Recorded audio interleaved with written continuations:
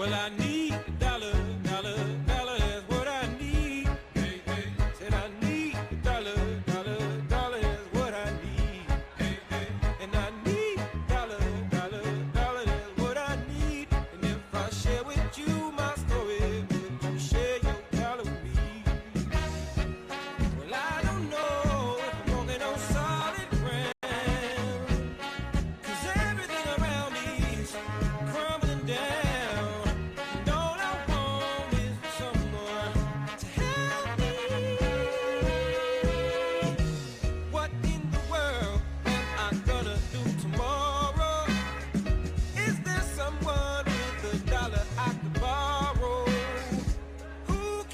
Take away my sorrow. Maybe it's inside the bottle. Maybe it's inside the bottle. I had some good old buddies, names is whiskey and wine. Hey, hey. And for my good old buddies, I spent my last dime. Hey, hey. Now wine is good to me. You help me pass the time. And my good old buddy whiskey keep me warm in the sunshine. Hey, hey. Your mama may have child has got his own. Hey, hey. If God has plans for me, I hope it ain't written in stone. Hey, hey. Because I've been working myself down to the bone. And I swear on Grandpa's grave, I'll be paid when I come home. Hey, hey. Well, I need dollar, dollar, dollar, that's what I need. Hey, hey. Said I need dollar, dollar, dollar, that's what I need. Hey, hey.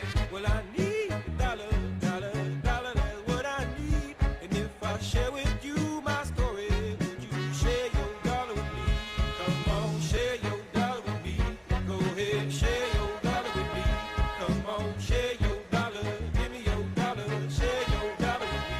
Come on, share your dollar with me.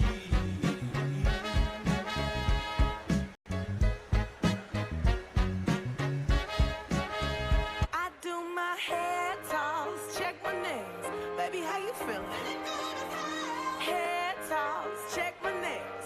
Baby, how you feeling? Woo, child, tired of the foolish. Gone, dust your shoulders off. Keep it moving, yes, Lord. Step into some new kicks. In there, swimwear, going to the pool quick. Come now, come dry your eyes. You know you a star, you can touch the sky. I know that it's hard, but you have to try. If you need advice, let me simplify. If he don't love you anymore, just walk your fine self out the door. I do my hair toss, check my nails. Baby, how you feeling? Hair toss, check my nails.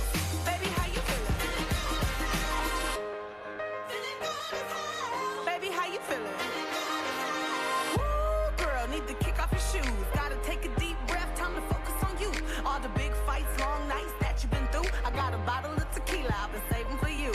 Boss up and change your life. You can have it all, no sacrifice. I know we did you wrong, we can make it right. So go and let it all hang out tonight. 'Cause he don't love you anymore. So walk your fine self out the door. And do your hair toss, check my nails. Baby, how you feeling? Hair toss, check my nails. Baby, how you feeling? Hair toss, check my nails. Baby, how you feeling? And we gon' be all hair toss, check my nails. Baby, how you feeling?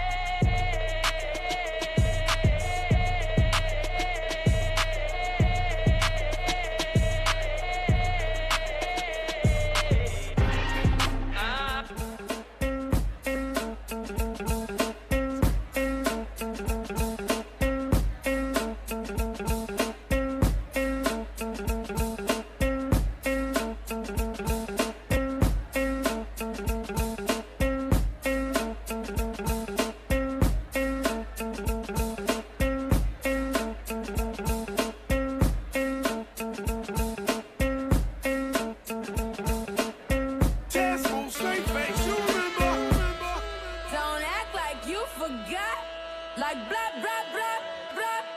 I call the shots. Better have my money. Y'all should know me well enough. Better have my money. Please don't call me on my bluff. Pay me what you want it.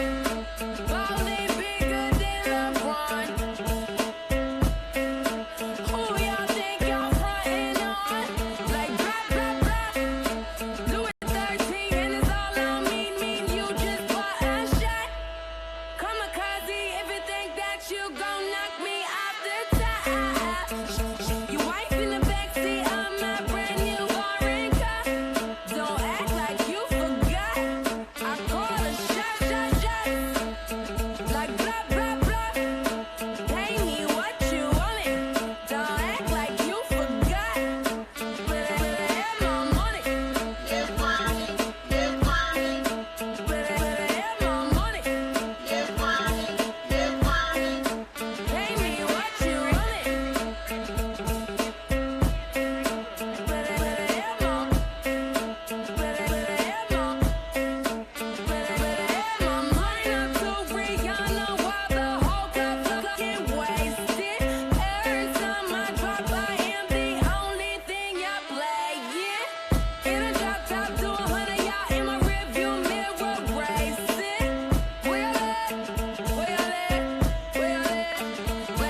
my Louis 13 and it's all on me. Mean you just bought a shot. Kamikaze if you think that you gon' knock me off the top. You wife in the backseat of my brand new foreign car. Don't act like you forgot. You remember? I call a shot. Like blah, blah, blah. Pay me what you want it. Don't act like you forgot. Better have my money. Better have my money. Pay me what you want it.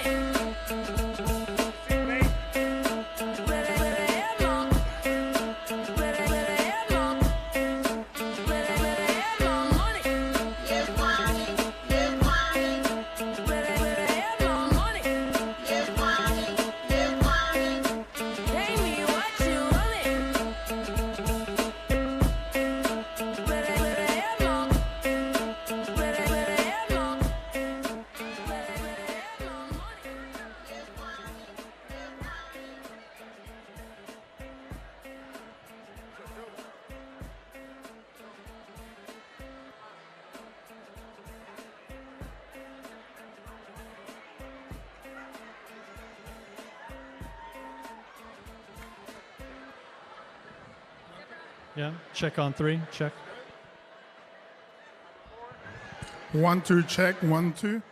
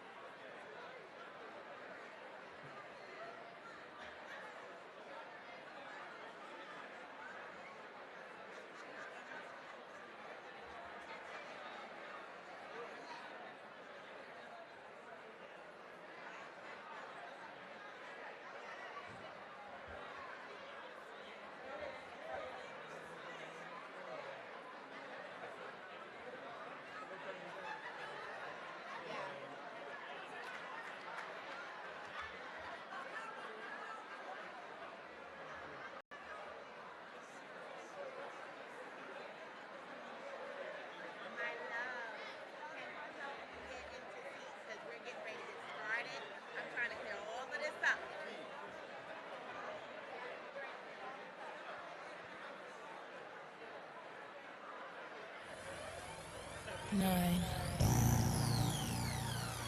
4, 8, 1. B-Day.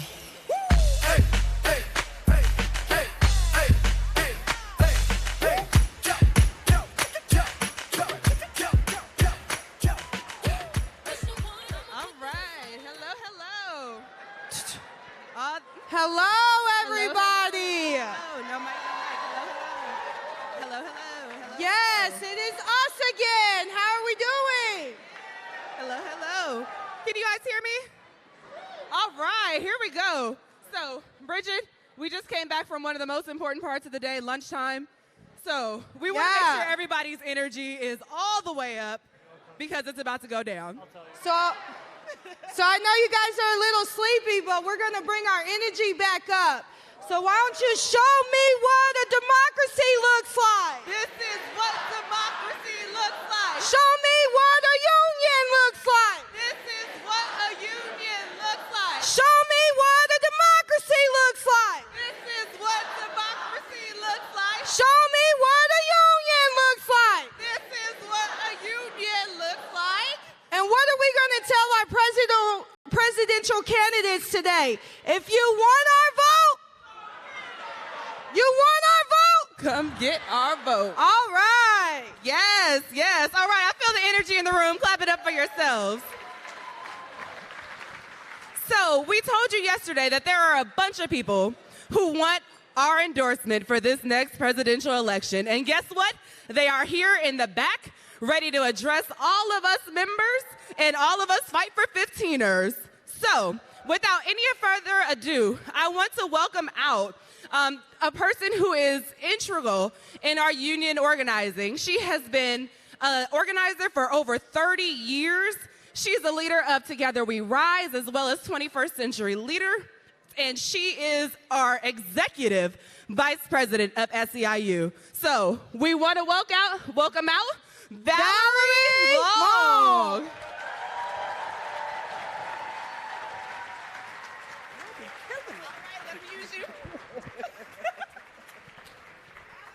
They be killing it, right? I love Crystal. I love Bridget. Let's give them a hand. I feel the energy in the room. This is what a union looks like. This is what the candidates are coming for, to see all of us. And they better bring it. That's exactly right. It is the strength of a union and all of our collective power and energy that brings together these candidates. They know that their path to the White House is through us. And for them to be able to answer our questions around our issues, it's a privilege. We speak on behalf of all the people that are seeking to have a union, because what do we want? Unions for all. So without any further ado, let's get to it. I'd like to bring out to the stage Chris Ellis from Local 668.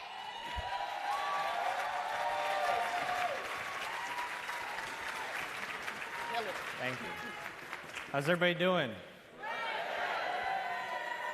My name is Chris Ellis, and I'm an income maintenance caseworker at the Berks County Assistance Office in Reading, Pennsylvania. And I'm a proud member of Pennsylvania Social Services Union 668. Since I have union protection at my job, I earn a fair salary, and I have good health insurance for myself and my daughter. I feel lucky to be part of a union. But it shouldn't be a matter of luck. Everyone, no matter where they work or what industry they work in, should be able to join a union.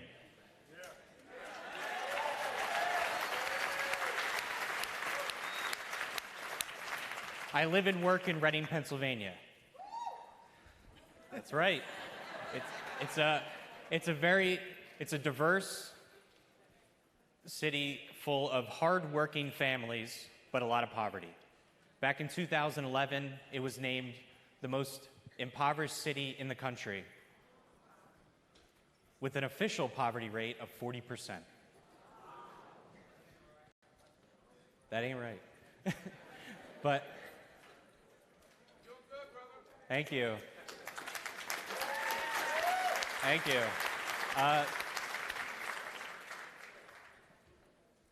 Rust Belt cities like Reading. Oh, and the minimum wage is $7.25 an hour. Nobody can survive on that. Rust Belt cities like Reading can see a rebirth of good family-sustaining jobs if elected officials ensure that everyone who wants to join a union can join a union. In Pennsylvania, we hear a lot about good manufacturing jobs that help build the middle class. The thing to remember about these good jobs is they were good jobs because they were union jobs.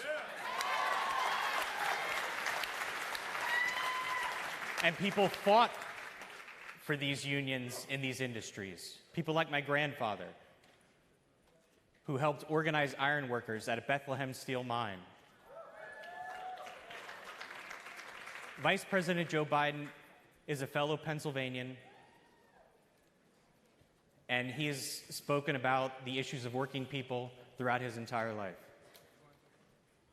During his time as vice president during the Obama administration, they ensured federal contractors, they held federal contractors accountable, ensured that people who worked overtime were paid properly, and, most importantly, passed the Affordable Care Act.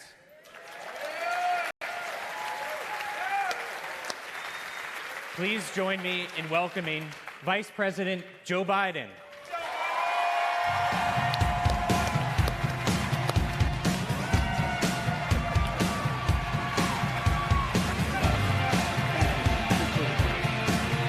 What do I do now? Right here? Again, right backstage. Whoa!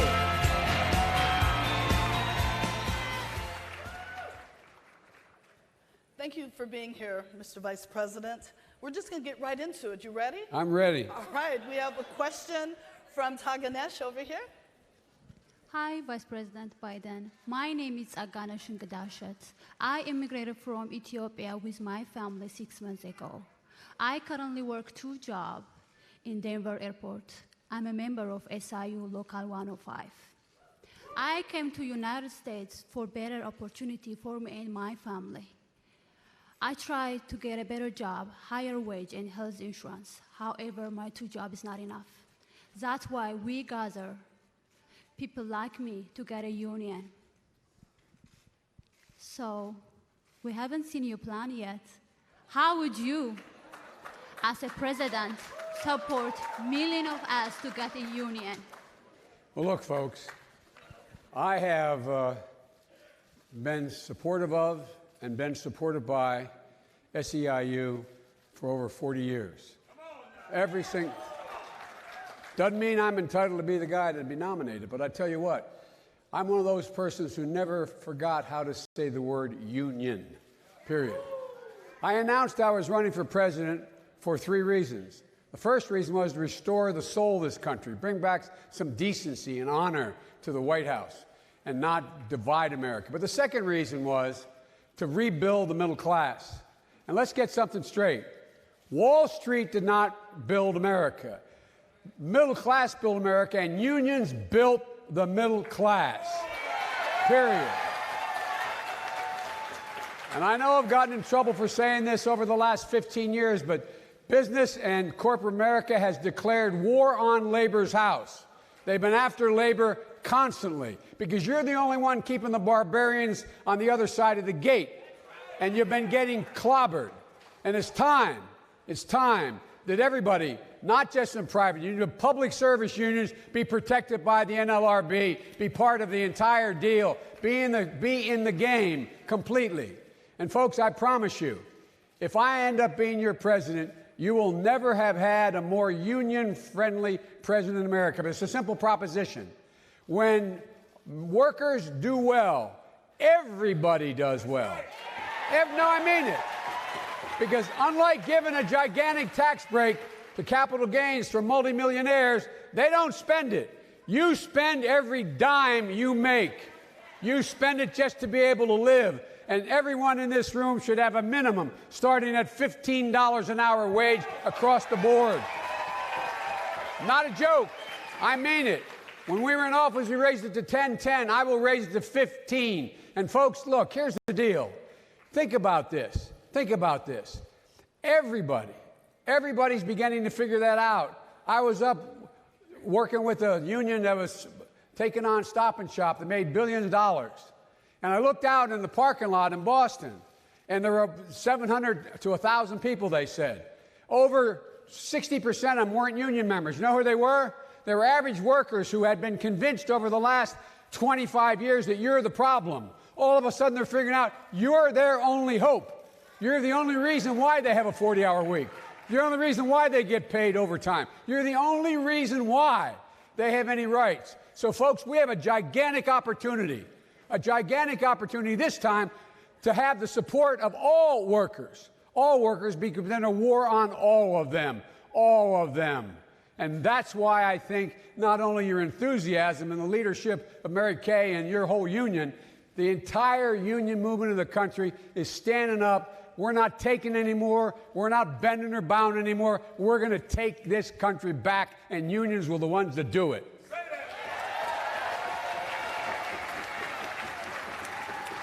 And by the way, thanks for choosing America. Not a joke. That's the reason, this is the reason why we're the country we are. We pick the best from every continent in the world. People come because they have hopes, they have aspirations, they're resilient, and they work hard. You're the reason why, and so many more, like even back 150 years ago, my great-great-great-parents came. They jumped on coffin ships not sure they're going to make it, and they came here, and they have the backbone and the stamina to build America. Thank you. I mean it. Thank you, Mr. Vice President. We have another question here. This looks like a tough one. Good afternoon, Vice President Biden. My name is Rhonda Miller. I have been, for the last 9 years, been a public bus driver for Palm Beach County School District. I'm also a member of the Florida Public Service Union. I am a mother of 2 and a grandmother of 5. As a black woman growing up in Florida, I witnessed the sad racism that defined our state. From slavery to Jim Crow to the Stand Your Ground law, people that looked like me were told publicly and privately that we weren't valued. As a child, simply walking to the beach, going to a football game, I encountered racism. One instance, me and my friends walking home from a football game were chased by white men in a pickup. We were threatened and called terrible names. My grandparents and my parents understood this as a norm, but that day, everything for me changed. In spite of the Trayvon Martin murder, the double standard of the Marissa Alexander case, and the many untold stories that allowed us to know that black lives don't matter, me as a union member, I'm committed to being more inclusive in life with everyone. Because no matter what my gender is, what my job is, what my race is, everyone deserves a good quality of life.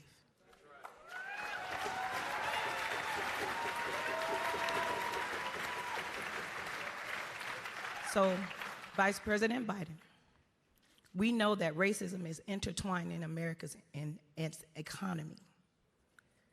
For any president to begin to resolve this cancer, they must first understand how the two are connected. Now, you've heard what I think. Now I want to understand how you think and how you understand that racism and the economy are connected. Not only do I want to hear that, I also need to hear, and all of us would like to hear, 3 plans that you have to remedy this problem. Let me ask a question. Anybody from Delaware here? Well, let me tell you something. What you don't know about Delaware is we have the 8th largest black population in America. The 8th largest black population in America. Almost 20%. I come out of the civil rights movement. I worked on the East Side. I drove a school bus in the summer to help get my way through school. I, in fact, understand, and I worked on the East Side and what they call the bucket, because I want to understand more what was happening. The fact of the matter is that when I got back from law school, my city was the only city in America after Dr. King was assassinated occupied by the military since the Civil War. 10 months with drawn bayonets. I left the law firm I was with and became a public defender to defend the very people that I grew up with in those neighborhoods. But here's the deal. Folks, there are three things. My time's running out here, just by way of background, because none of you know that about me. That's a fact. Check it out. But here's the other piece. Here's the other piece. There's institutional racism across the board. Housing, employment. If you live in a neighborhood on one side of the street with a home just as nice as the home on the other side of the street that's white, your home is valued less than the home that is on the other, same exact home. You get charged more for insurance for your vehicle, even though you've never had any problems, than someone in a white neighborhood if you're there. It goes on down the line. Three things. Starts off, we got to make sure that we provide opportunities for people, no matter what their zip code or where they're from, to get a good education. That's why I tripled Title I money so that we go from $15 to $45 billion. Put every single solitary child, 3, 4, and 5 years old, into school, not daycare, because the studies show that it increases their prospects of success exponentially by over 50%. Making sure that we invest $3 billion in the state initiatives to provide for loans for black entrepreneurs and women. So last time we did that, Barack and I, it was $1.5 billion, and it brought $9 billion off the sidelines to give people an opportunity. The most active communities in the world are black entrepreneurs. Number three, what we should be doing here is we should be increasingly enforcing with rigor all of the legislation that relates to employment discrimination. It's rampant. And it's also, I might add, for women as well. That's why we have to change the PRO Act. We have to the way we organize, who can make a complaint, how you cannot, in fact, receive a reprimand or be in any way punished by your employer for raising issues of discrimination and or unequal pay. I only have 3 minutes, but I could do a lot more. But it is my passion. It's been my passion. Look at my record. That's who I am. That's what I've done. And you're exactly right. And I want to make sure that my grandchildren and your grandchildren never have to go through what you went through as a kid. I guarantee you.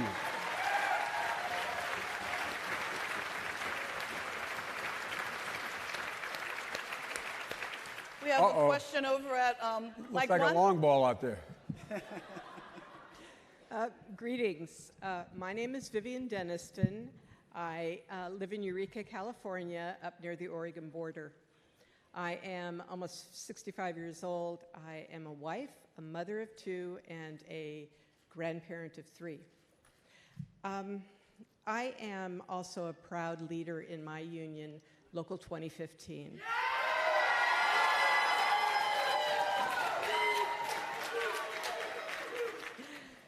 A lot of proud people. So I am an in-home support worker for my adult daughter, Sarah. She's 36. I've cared for her for 18 years.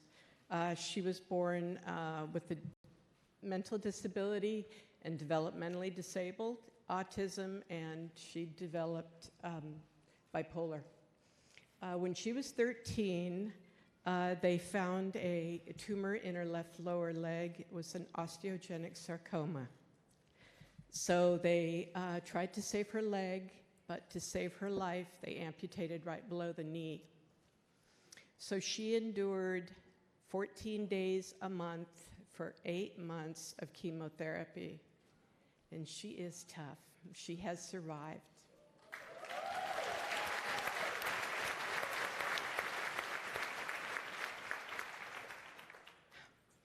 So my union has changed my life as a home care worker. Never did I think I would be paid overtime, sick pay, travel time, and wait time. And that's just a few of our victories. So at our office in Eureka, we painted a wall purple and put all of our union victories up there because I wanted everybody that came in that office to know that was absolutely purple union power.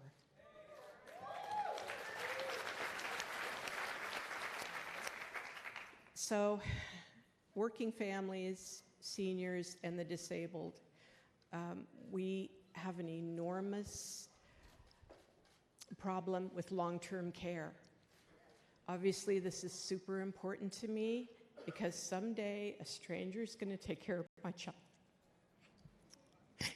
So I want this program, this long-term care, to be the best it can be. And we have our other sisters and brothers that aren't in unions, that are working at poverty wages, have no benefits, and they don't have access to training. So we need to know what you can do for long-term care so that the people who receive the care, like my precious child, and the people that do that care receive a wage and the respect they need to continue working, support their families, and want to do this work.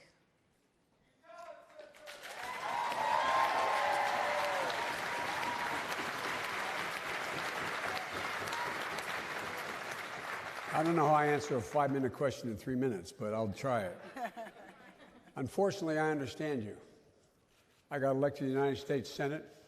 I was 29 before I was sworn in. I got a phone call saying my wife and daughter had just been killed in a tractor-trailer accident. My two boys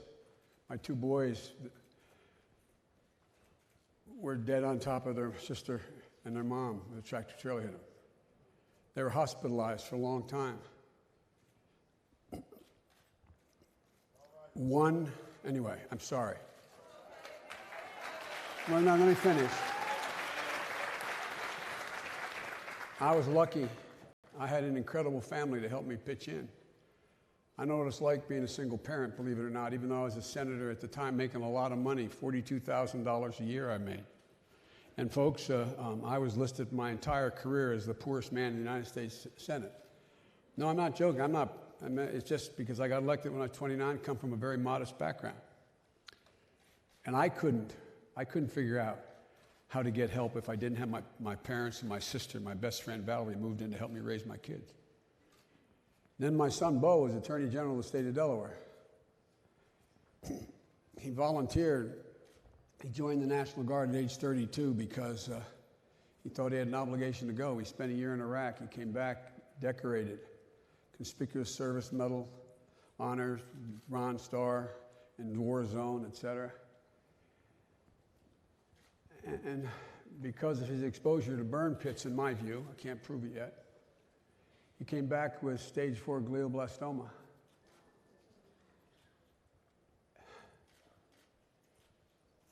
"18 months he lived, knowing that he was going to die.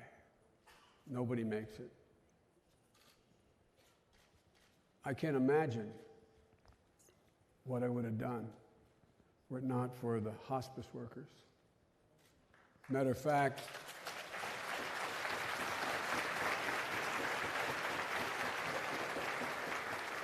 in Delaware, they named the hospice facility the hospital after my mom, who needed hospice too. But my point is this. I don't know how I would have reacted if someone had told me when he was in his last months, came along and said, well, you've run out of your coverage.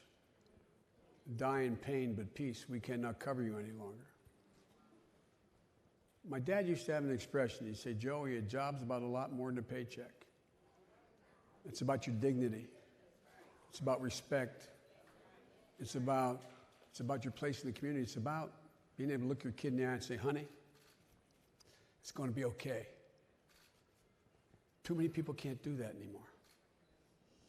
When my dad lost work in Scranton and we moved out and made that longest walk that any parent has to make up a short flight of stairs and say, honey, you can't go back to St. Paul's School. You can't play in that Little League team. Daddy doesn't have a job. going to send you home with Grandpa. Well, I'll commute. I'm going down to Wilmington, where I used to live in. I'm going to get a job. And I'll be okay. You'll be okay. So many parents have made that longest walk, but they can't look their kids in the eye anymore and say, it's going to be okay. That's what this is all about. This is all about dignity. How can a parent maintain their dignity when they look at a child who has a pre-existing condition, or God forbid, is in the situation your daughter is in? You lay awake at night, don't you, all the time? What? Sorry. No. The president shouldn't react that way. But here's the deal. I make you a commitment.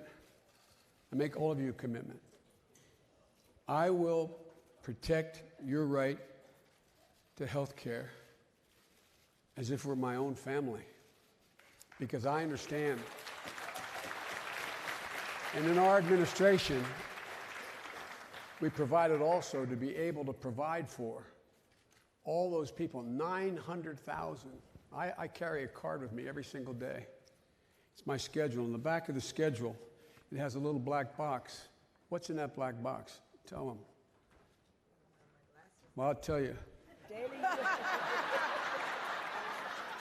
says Daily U.S. Troop Update. It lists the exact number of troops killed in Afghanistan and Iraq. 6,898, not 6,800 or so. 6,898 fallen angels. You have wounded in those two places, 52,933. But here's what it doesn't say. It doesn't say 300,000 of these warriors are coming home with post-traumatic stress, badly need. The suicide rate is so high. And what are we doing? What are we doing? We are not focusing, and we need another 78,000 psychiatric nurses. It should be free. We should train them for free. We should make sure that people get to school. And we should pay. One of the things we did was we pay people now to stay home to take care of their own. Pay them. Whether they're union or not, they should be paid. But everybody should have the protections you're talking about. And I commit to you, from the bottom of my heart, if I'm president, this will be one of the most significant priorities I have. Everyone deserves the opportunity as a parent to be treated with dignity and be able to take care of their kids. I'm sorry.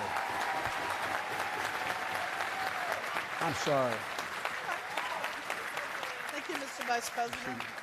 We're really glad that you came with us. We really appreciate your sincerity, and good luck on the campaign trail. Well, thank you. And by the way, you know, if there are any angels in heaven, they're all male and female nurses. And they're not getting paid enough. They're not getting treated enough. And all those home care workers, they should be trained how to increase their capacity to serve. Everything. I mean, we can do this.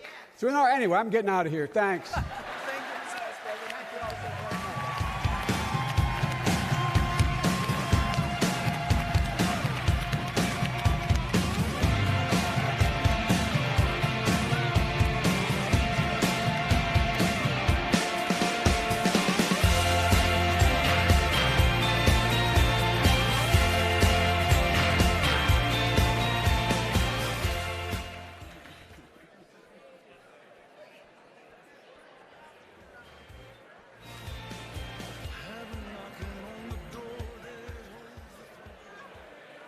All right, people, that's how it's going to go. We're going to keep it moving.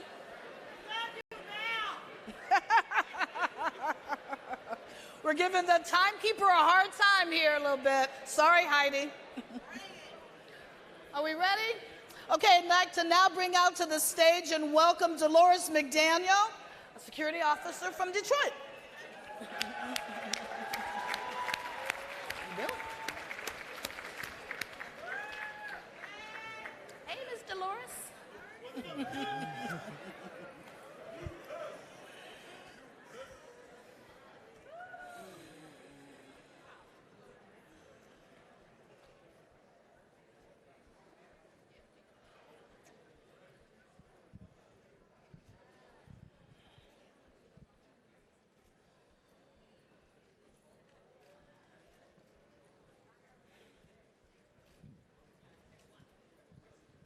Thank you, man. You ready?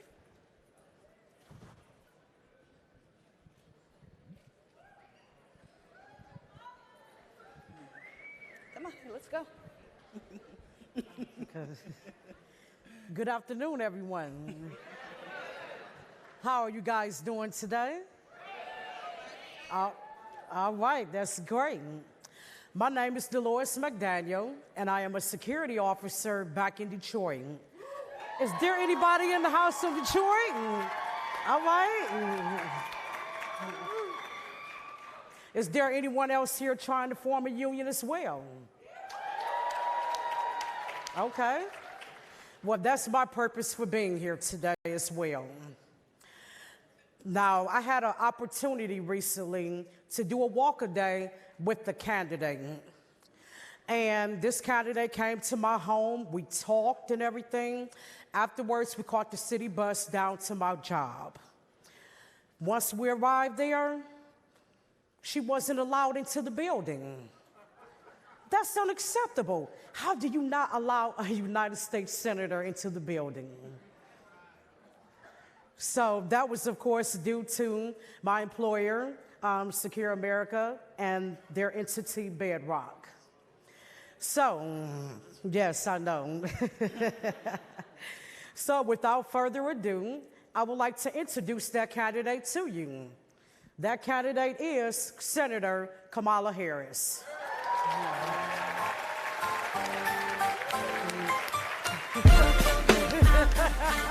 How are you?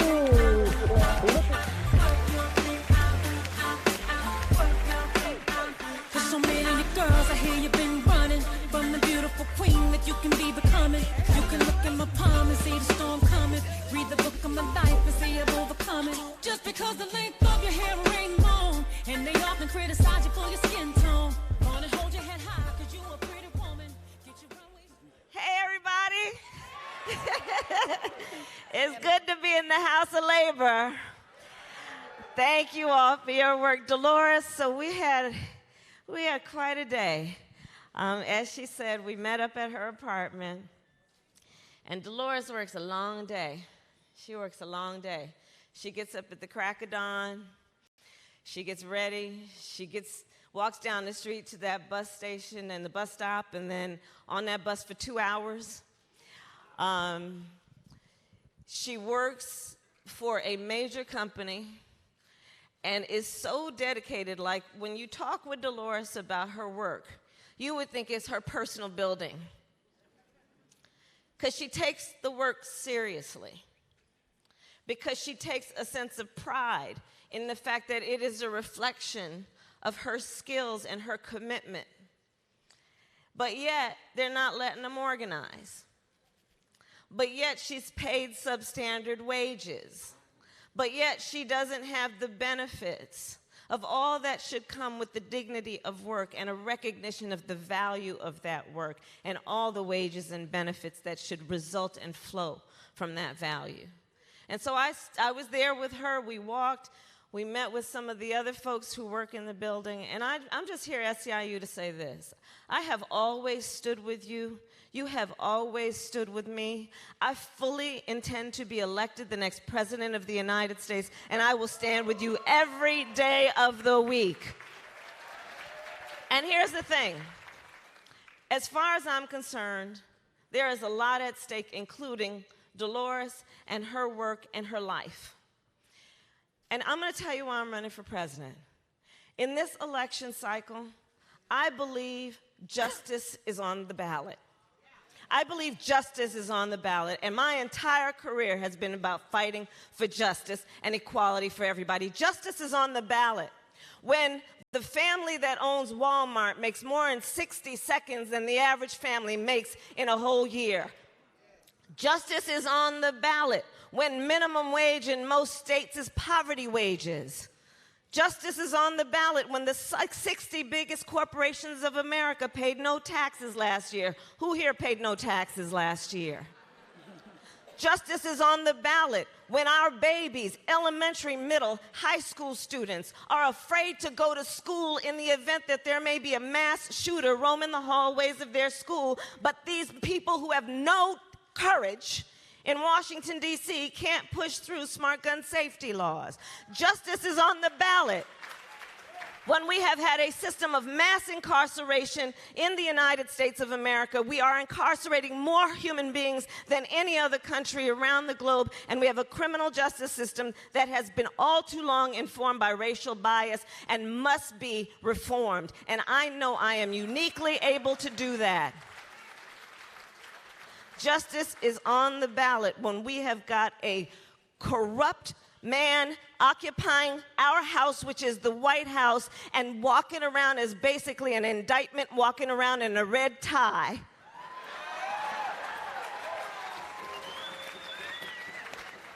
And so it is time to prosecute the case against 4 more years of Donald Trump, and I know I am uniquely capable to do that. I thank you.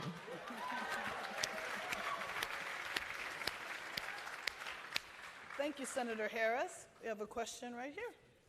Hello, my name is Daleen Annan, and I'm a personal care attendant from Winnebago, Minnesota.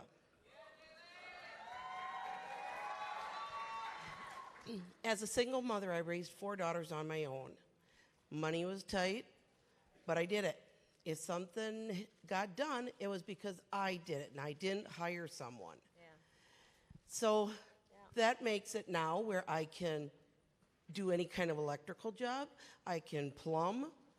I can build anything you want. All right.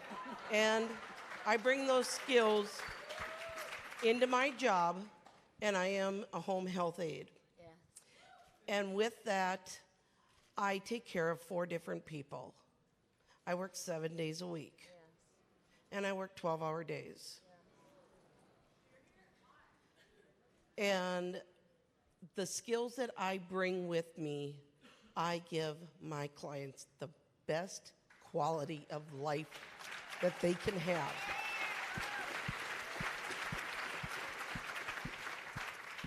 I do everything from taking them fishing. The one gentleman bought a $300 camper, so we're refurbishing it. Yeah, I've never done that before. And we do homeschooling. We have 2 little boys that mentally in school have had the police called on them because mentally they can't do with crowds.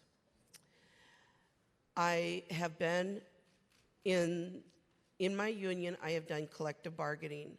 What a power. Everybody across the country should have a chance to do collective bargaining. It is awesome.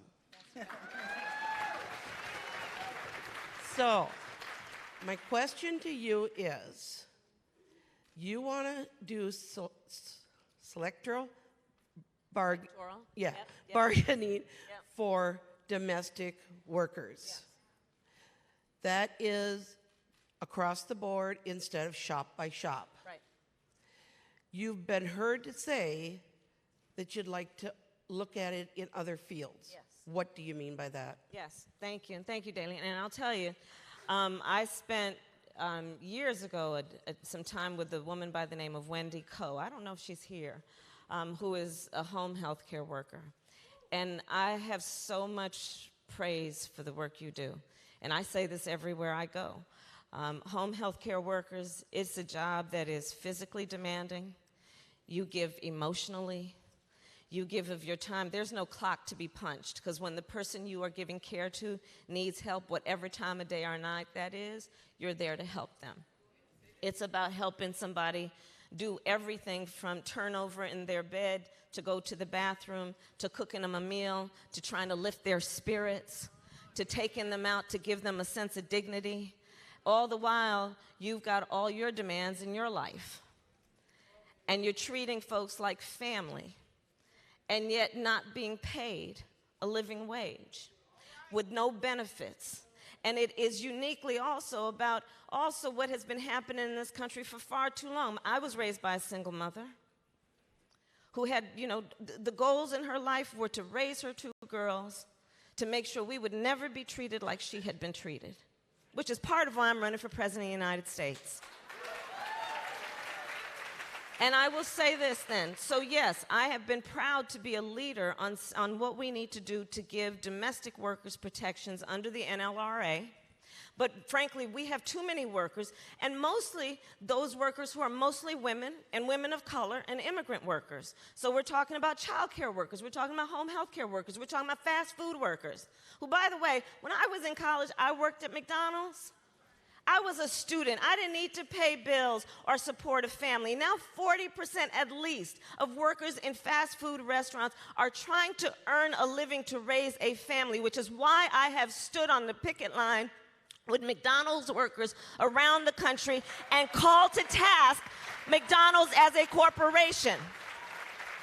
And I promise you I will do that as president, which is to convene these corporations together with our unions, together with workers, to call them to task. So on the domestic workers Bill of Rights, I'm doing that with Pramila Jayapal, and it's about saying that we need to have protection so that you can unionize, so that you can engage in collective bargaining. But it is also about recognizing that we've got to do it sector by sector. It can no longer be that a specific group around a specific place has to organize. We need to do it sector by sector. That's what I'm doing around domestic workers. I plan to do the same for child care workers. I plan to do the same for fast food workers, because my feeling is just, it's this basic. Nobody should be made to fight alone. And when we talk about collective bargaining, and in particular the work of SEIU in that regard, it's just a matter of fairness, because we should never require you, with all that you've got going on, to have to expect that you're going to have equal bargaining power with the employer. It's just a matter of fairness, because if we're saying there should be a negotiation, how can the outcome of that negotiation be fair when you're requiring the one individual to negotiate against a whole corporation? By definition, that negotiation will never be fair. By definition. So it's just logical that it would make sense that if you agree, which everyone should, that you want fair negotiations, that you allow the collective to negotiate against the corporation to ensure the outcome will be fair. And that's where I'm coming from on this.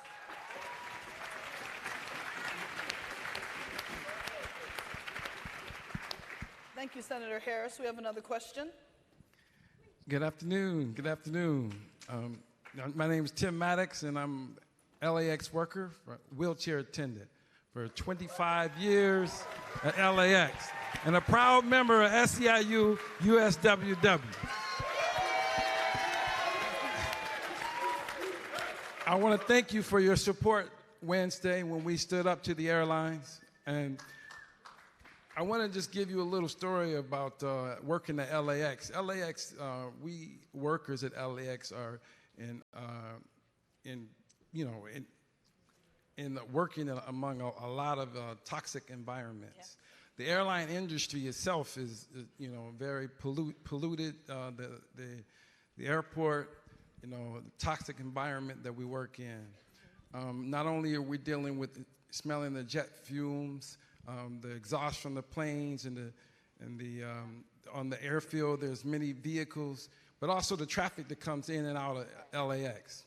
I live 3 miles east of there in Inglewood, which also intersects with the 405 freeway off of Century Boulevard. Our neighborhood is also like the flight path of many hundreds of jets coming through our neighborhoods. So we're getting the pollution, we're getting the noise. LAX workers also have hearing loss, higher rates of cancer.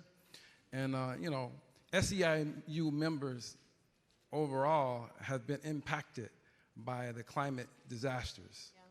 They have been impacted by the disasters and pollution by the big corporations.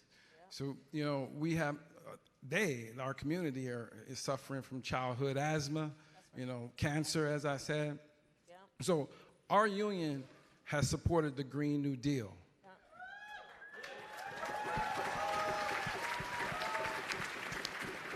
we wanted to support the Green New Deal as a means of being able to save our climate, but also deal with the economic inequality that faces our community of color.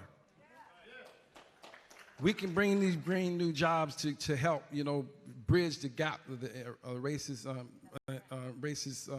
inequality that exists in our system. And, the rules are not working, the way they should be. Not for our planet, not for our working class people. Yeah. So my question to you is how would you lead on climate issues? Yep. How would you lead on them in a way that can address, like, environmental racism? Yep. And also be able, in environmental racism, and also turn the tide and dealing with our climate issues and our broken economy. That's right. That's right. That's right. And it was great to stand with you and all of the brothers and sisters that day. And Rev was out there. It was a good morning. Judge me by my record. So even back when I was district attorney of San Francisco, I started an environmental justice unit. Now this was back in the old days of 2003 that I was elected. And I started an environmental justice unit because I was all too aware that a community that I care deeply about, which is Bayview Hunters Point in San Francisco, a community that has an average household income of $15,000 and had been long a dumping ground for businesses. And so I started a whole unit back then that was about prosecuting the polluters, because let's be clear about something. When we're talking about this issue of the climate crisis, indeed we have to talk about change in human behaviors. My Green New Deal, for example, says by 2030 we will have carbon net neutral electricity. By 2045 we'll have a clean economy. By 2035 we will have electric school buses because too many of our babies are smelling those fumes in those school buses. All of that is true, that we need to deal with those things and invest in renewable energy. But we need to stop talking about it in a way we don't recognize. The biggest issue with this is the bad actors in this space who have been getting away with polluting our water and our air, and they're making money off of this. They are profiting off this pollution, and they're going without accountability and consequence, which is why my Green New Deal is about saying we're going to go after those corporations who for far too long have been polluting our communities and getting away with it. I'm telling you guys, it's like, how the tobacco companies knew and they did their own research to know what the harm was, but they didn't give it up? These big oil companies have been doing the same thing. And they're getting away with polluting and dumping, in particular in poor communities and communities of color. So my Green New Deal does a number of things. One, it requires accountability and consequence for the corporations, including transferring the responsibility in a lawsuit from the family to prove that they're drinking toxic water, which is happening in so many of our communities, so that the corporation has to prove that the water is actually clean, instead of requiring the families to try and prove the harm that is happening to them. But in addition to that, in my Green New Deal, it is also a very part of the big emphasis is on saying we need to empower long-ignored communities, communities of color, poor communities, and indigenous people. Because here's the thing, a lot of people will talk about how, oh yeah, my deal will have impact statements to measure the impact on communities of color and poor communities. But here's my feeling about this. Don't tell me what you've done to me. Include me in the conversation about what I want for you to do for me. And so that's why I'm saying, right? Because for far too long, when people start talking about our communities, they will talk about it like, okay, I'm gonna measure what I done. That's not good enough. So that's part of how I'm approaching this. And we've got to lift up these communities. Our indigenous people, I mean, they've been dealing in such a smart way for thousands of years and have been overlooked. So this is part of how I plan to approach it. But this is work I've done my entire career. When I was Attorney General, there's a community in Southern California called Mira Loma, which is a small community of mostly monolingual, multi-generational Spanish-speaking families who forever the grandmothers were saying our babies have the slowest lung development in the whole state. And I'd been hearing about it. And when I learned about it, I went there and I met with the grandmothers, and then I put the force of my office to intervene on what was happening around development in that area that was causing those babies to have low rates of lung development. So judge me on my record, because you know what, there's a lot that people can talk about what they will do. I've actually done it, and I intend to do it as president.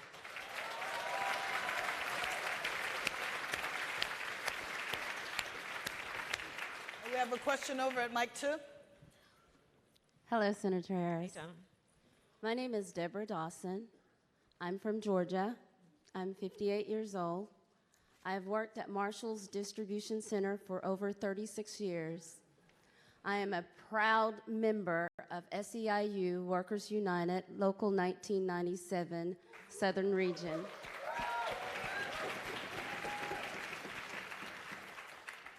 I have been a union advocate my entire adult life. My mother worked for a union company. She was part of IBEW Local 613. She still reaps the benefits of being a part of her union by receiving her pension check on time, every month, faithfully. My mother is 80 years young. I work for a voters hotline for Stacey Abrams' campaign in Georgia's last gubernatorial election.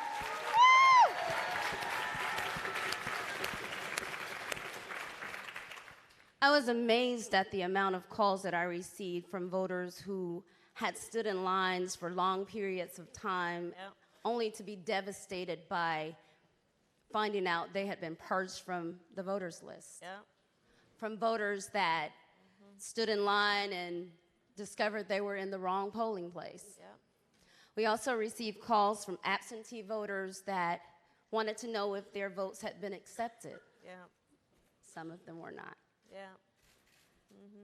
For some people, attempting to vote has been such a difficult, defeating experience that they've lost faith in our system. I don't know.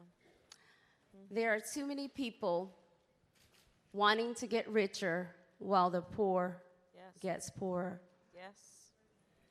Senator Harris, we want our voters' rights honored and protected.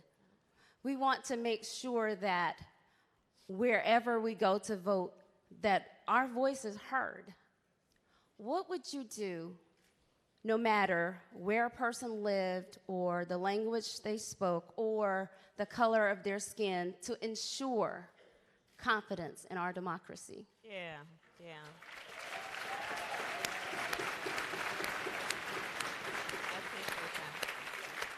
And thank you. Send my greetings to your mother. And indeed, but for the issue that you have so well outlined, we would be referring to her as Governor Stacey Abrams. I know that. I know that.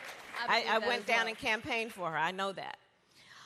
So there are a number of things. First of all, look, it highlights the point about who is President of the United States in terms of who she appoints to the United States Supreme Court. And I can talk extensively about what I intend to do to try and balance that out. It is about the fact that in 2013, this court gutted the Voting Rights Act, and immediately after, at least 24 states started putting in place, through their state legislatures, laws that were intended to exclude folks from voting, black folks, students, Latinos, all across, Native Americans. And in fact, in North Carolina, there was a case where the Court of Appeals said that with surgical precision, that state passed those laws to exclude black folks from voting. So here's what I intend to do. As president, it's going to be about renewing the teeth and putting the teeth back in the Voting Rights Act. It will also be, because I'm running out of time, it will also be about creating a national holiday for voting. It will also be, that's what we got to do. That's what we got to do. That's what we got to do. Because here's the thing. This sister can't vote if that day, whoever you're caring for needs that round-the-clock care, and if the state in which you live don't have absentee ballots. It's a real issue for working people. not to mention what they put in place to specifically, even for those who are willing and able, to get rid of their ability to actually exercise their franchise. The other thing I will say is that I also fully intend to re-enfranchise people who have served their time, the formerly incarcerated, in every state in our country.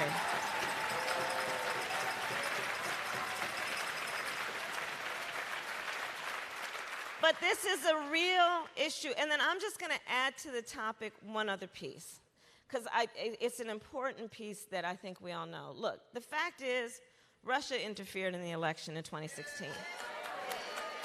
Okay, hold on though. Here's the point I want to make. So I'm actually the only one on the debate stage who serves on the Senate Intelligence Committee. So let me just tell you that you should believe everything you have publicly heard about what they did. Because here's what they did. Russia, a long-standing adversary, decided we want to make them weaker, right? The United States. Well, we can't build an army to do that, but what we could do is recognize that one of America's greatest strengths when we walk in a room around the globe is that we can hold up our chin and say we are a democracy, right? Flawed though we may be, imperfect though we may be. We can do that. It gives us strength. So they say, let's go after that. Let's knock that down a bit. So they then say, okay, the way to do that, let's get them going at each other, all right? So what they do, they tested out a number of things to see what will get them going at each other. And you know the thing that caught heat for all of the public health experts, like a tumor that caught heat and grew? You know what that was? America's Achilles heel, race. Race. They played us. They played us, and they are going to do it again, and they've already started. So I say this because there is so much power in this room let's deal with unfortunately I'm using the word classic voter suppression, but let's also recognize that in this election in 2020, they're going to try and play us through social media, getting us going at each other on the issue of race, and we got to see it when we see it. And we got to remind our folks, don't buy into that. You know, like the whole thing with Colin Kaepernick? Remember bend a knee? That wasn't really a thing. It wasn't really a thing. And then there were bots ginning that up and got people going, and heat attracts heat. Remember that. We know that because that's what we do. Heat attracts heat.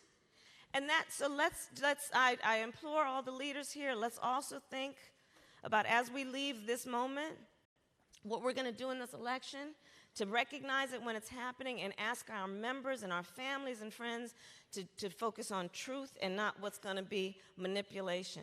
But I appreciate you. Thank you. Thank you. Thank you.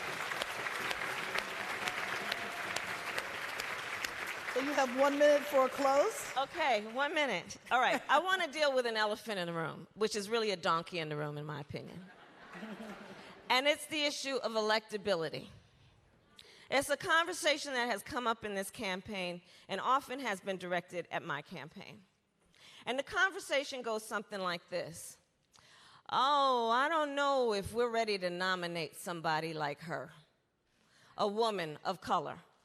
That they say, you've heard it in the press, oh, you know, I like her, but I don't know if the rest of the country is ready for that.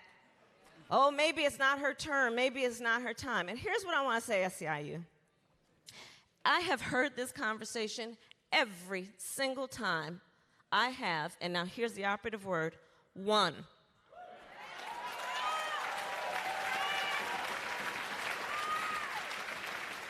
And I say that to say this. It's not anything about me. It's about you. Because SEIU has stood with me in every one of my elections. When people said it could not be done, when people said, oh, they're not ready for that, you and the American people in general have said, nope, we have the ability to see what can be, even if we've not seen it before. We have the ability to see what can be unburdened by what has been. And we believe in our ability to make it happen. And we're not going to wait for somebody else to tell us that can happen. We make it happen. I thank you.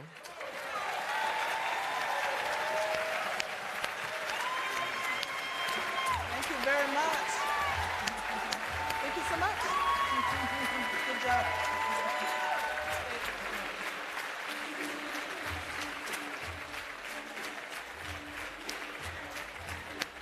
Yep. Yep, you can go. You go that one. A little bit of music prelude, hey. Y'all doing all right? All right, all right, all right.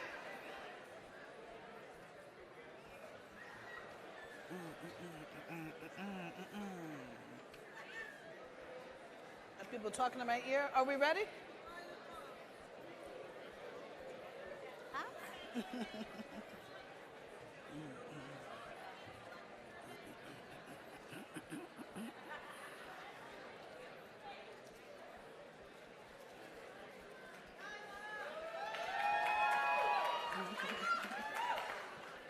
Are we ready?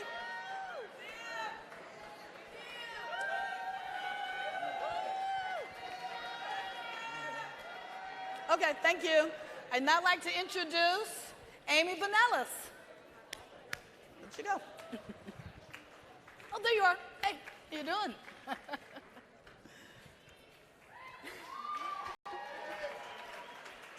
Good afternoon, SCIU family. Good afternoon. My name is Amy Vanellis, and I'm from Lynn, Massachusetts. I'm a single mom of an 11-year-old daughter named Ashley. Hi, Ashley. I work at a nonprofit human services agency called Triangle. My coworkers and I provide employment, day, and residential services for youth and adults with varying disabilities. 4 years ago, in my very first week on the job, after talking with my coworkers, I knew right away that we needed a union. Right? After a few years of organizing like hell, we won our union with SCIU Local 509. Yeah.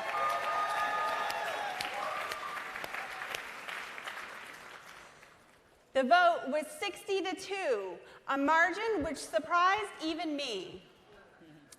I think unions are important, and I think that every working person should have a union. Organizing our union was not easy. 3 of my coworkers and I were illegally fired for union activity. Ooh, right? After many months of fighting like hell, I won my job back.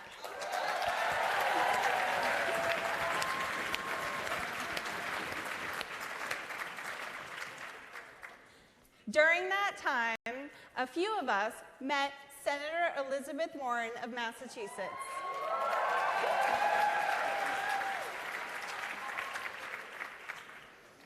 We shared with her our story, and she said that she stood with us. She put her arm around me, and she said to keep fighting. Union family, I am incredibly proud to introduce to you my senator from the Commonwealth of Massachusetts, Elizabeth Warren.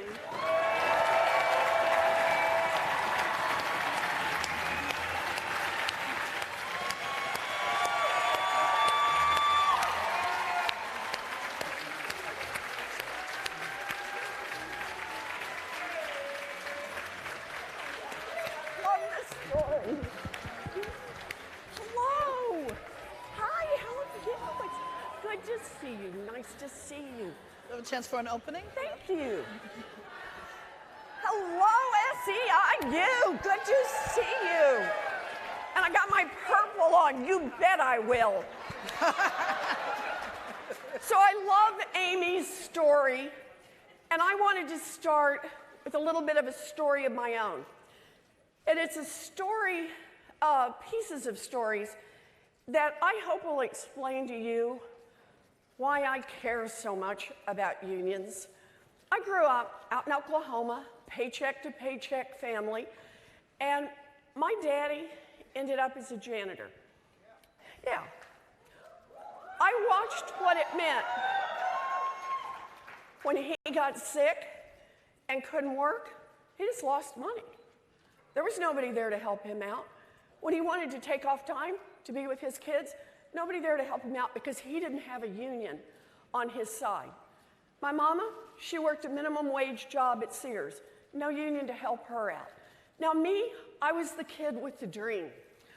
I had a dream from 2nd grade. I wanted to be a public school teacher. And let's hear it for the public school teachers. But here's the thing.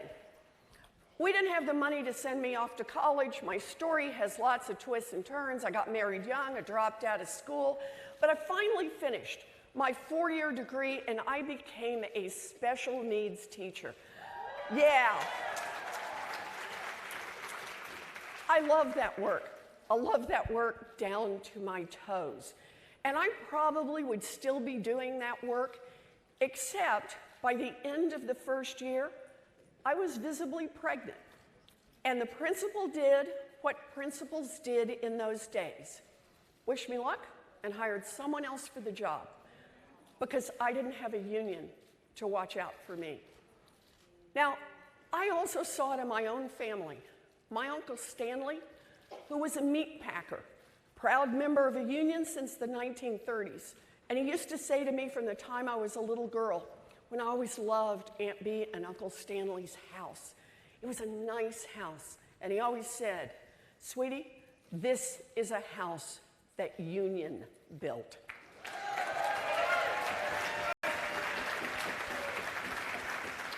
My brother John, after he got out of the service, worked construction. And he made enough money working union construction that one job, he could support a family and put 3 kids through school. Today, he has a pension because he belonged to a union. Unions are there for working people. Unions built America's middle class, and unions will rebuild America's middle class. So I'll talk policy all day long. I'm glad to do it because I know it matters. But at the end of the day, it's just like Amy said. When there's a picket line, when there's an organizing effort, when somebody needs a little lift on the union side, you can count on me. I will be there because I've seen up close and personal just how important union is. So thank you, and thank you for being here. Thank you. You bet. Thank you. So where do you want me? All right, here we go. Oh, whoa, okay. That was exciting. That's part of the test. That chair is part of the test. Okay. Wow. First question for you? Yes, I'm ready, definitely. Good afternoon, Senator. Good afternoon. My name is Nyla Payton. Nice to see you, Nyla. I am a leader with the Fight for 15 in the union. Yes, ma'am. And I've worked at the University of Pittsburgh Medical Center, Pennsylvania's largest employer, for nearly 14 years now. I was excited to work there at first, but after a couple of months, it was not so good. I answer phones and process paperwork in the pathology department front office, and I felt confined to my desk. I couldn't even use the bathroom without finding coverage. And at just 26 years old, my bladder became so weak that I ended up having an accident in a department store, and let me tell you, it was embarrassing. Oh, God. And the problems didn't stop there. My pay was so low that after paying the bills, I couldn't even afford to take my family to places like the zoo. So I organized with my coworkers in the Fight for 15 in the union movement. Yes, ma'am. I was one of the first hospital workers to go on strike in Pittsburgh in 2016. And after that strike, UPMC agreed to give all workers $15 an hour. Wow. But hold on. Not until 5 years later. What's that? It's not until 5 years later. Okay. So, and UPMC, they're fighting tooth and nail to keep us from forming our union. Right. We don't want to fight UPMC. We want to work with UPMC. We just want a seat at the table, too. You have some strong, bold proposals on how to deal with out-of-control corporate power, including putting workers on corporate boards. We know that without a union, worker voices can be limited and are often ignored. So how would you make unions a key part in addressing corporate power? All right, that is a great question. And the answer is, I'm ready. But you're right to look at it multiple ways. Look, I'm all in the fight for 15, and you'll find a lot of Democrats who are all in the fight for 15. But that by itself is not enough. We got a problem in this country. And the problem is we've got these giant corporations who have enormous power. Power to run over their own employees, power to run over their customers, power to run over the communities where they're located. Shoot, sometimes power to run over this federal government and keep it from doing right by the American people. So the way I see this is we've got to have the courage to be willing to fight back against these giant corporations. For me, it means enforce the antitrust laws, and for the big giants, let's break them up. Enough of this concentration. So that's part of it. But part of it, too, is using, oh, I love this. A president should use all of the tools that she has available.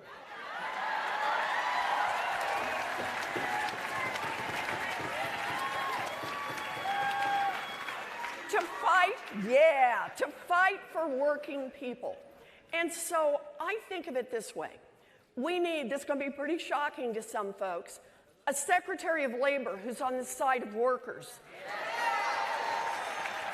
Yeah, by the way, it's right up there with that Secretary of Education who ought to be on the side of public schools and our children. We need an NLRB that will enforce the laws so that when companies resist, when they break, when they won't let people unionize, that you've got the capacity to fight back. A third way you can use power, you bet. A third way you can use power, and I'll do this, is to use the power of federal contracting. 1 out of every 4 workers in America is working at a company that has contracts with the government. And it is up to the administration to set the terms of who gets to be a federal contractor. And you can set those terms across the board, not just for the federal contracts. So for me, I want to see federal contractors who are paying $15 an hour and who are giving their workers an easy path to unionization. That'll help. You bet.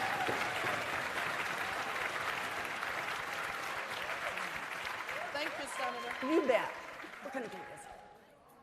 Good afternoon. My name is Tim Burke. I'm a lead water distribution operator for the city of Hemet. I'm also an active member at SEIU Local 721. I think you've got some friends here, Tim. Yes, I do. I am also a member of the SEIU Conservative Member Engagement Committee. When I think about immigration, I think about my great-grandfather immigrating into this country in 1896. And back then, he was able to get off the boat, get a job, and a few years later, he was a naturalized citizen. Yep. Today, many men and women are coming to this country, leaving the poverty, leaving the wars and everything else, looking for a new life just like my grandfather did, and they should get the same opportunity. Because after all, America is a place where immigrants should feel welcomed and accepted. At the end of the day, my question would be is, what would you do about immigration beyond TPS, beyond DREAM, that would allow the immigrants coming to our country to join our communities and our economy and without all the fear and hate? Okay, so it's a great question, Tim, and let me start this whole discussion with a statement of our values. Immigration does not make our country weaker, it makes our country stronger.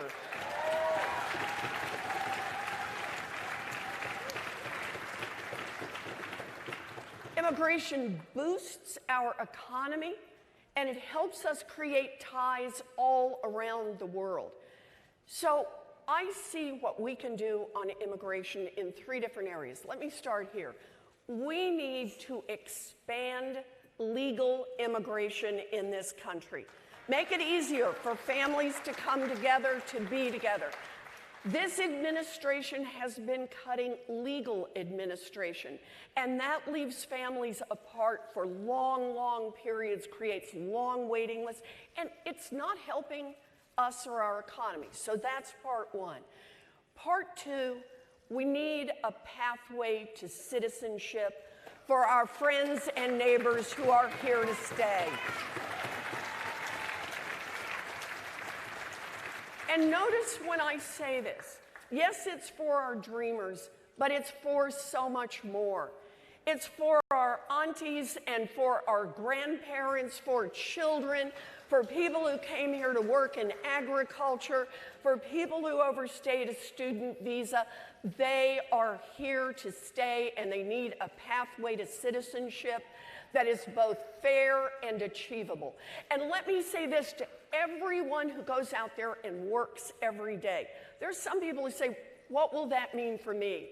And the answer is, it will mean workers are stronger.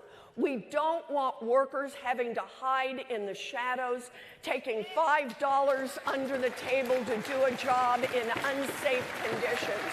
We bring them in, we unionize them, and that's how we build a strong labor movement.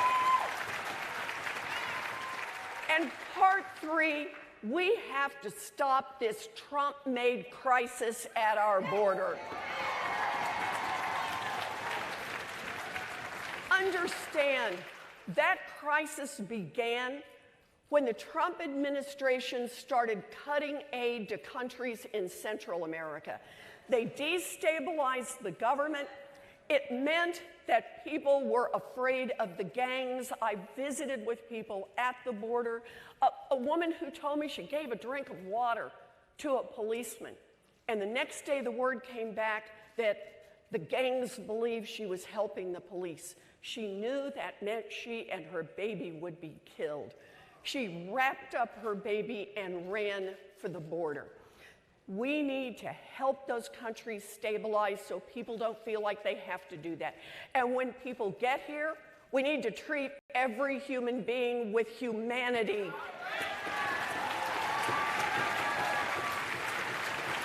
A great nation does not separate children from their families.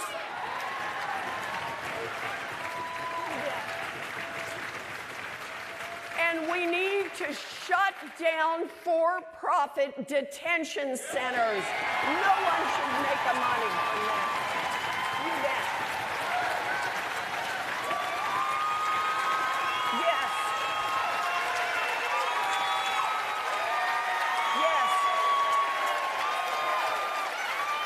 We're going to do this. Yes, we can.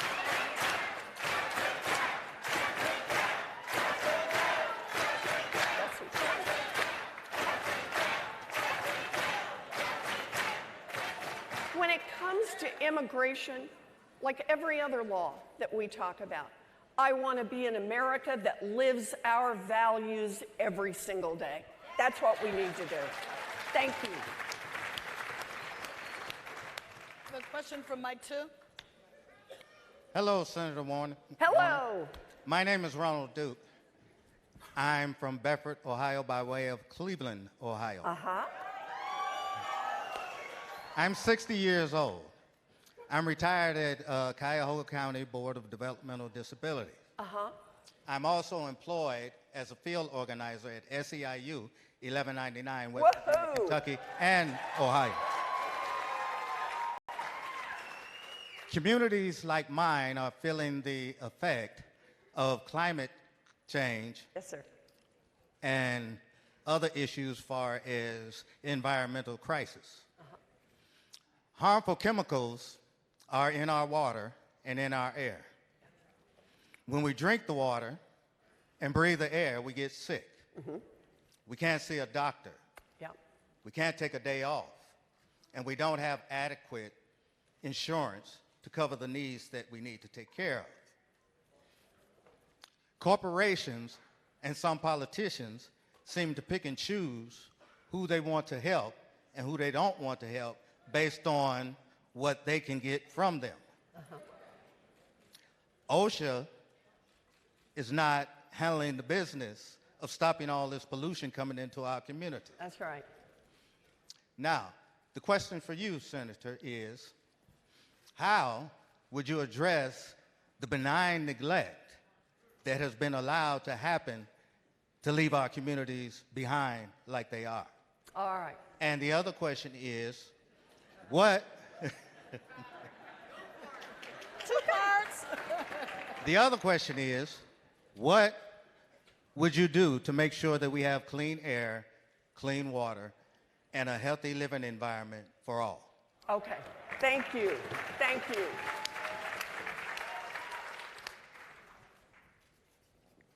Climate is truly the threat to all of us. It is the threat to every living thing on this planet. And we are running out of time to respond. We have known this for decades. You go back and look, and in the early 1990s, you can see conversations about, it was called global warming, but they had the basic idea that there was a real crisis coming.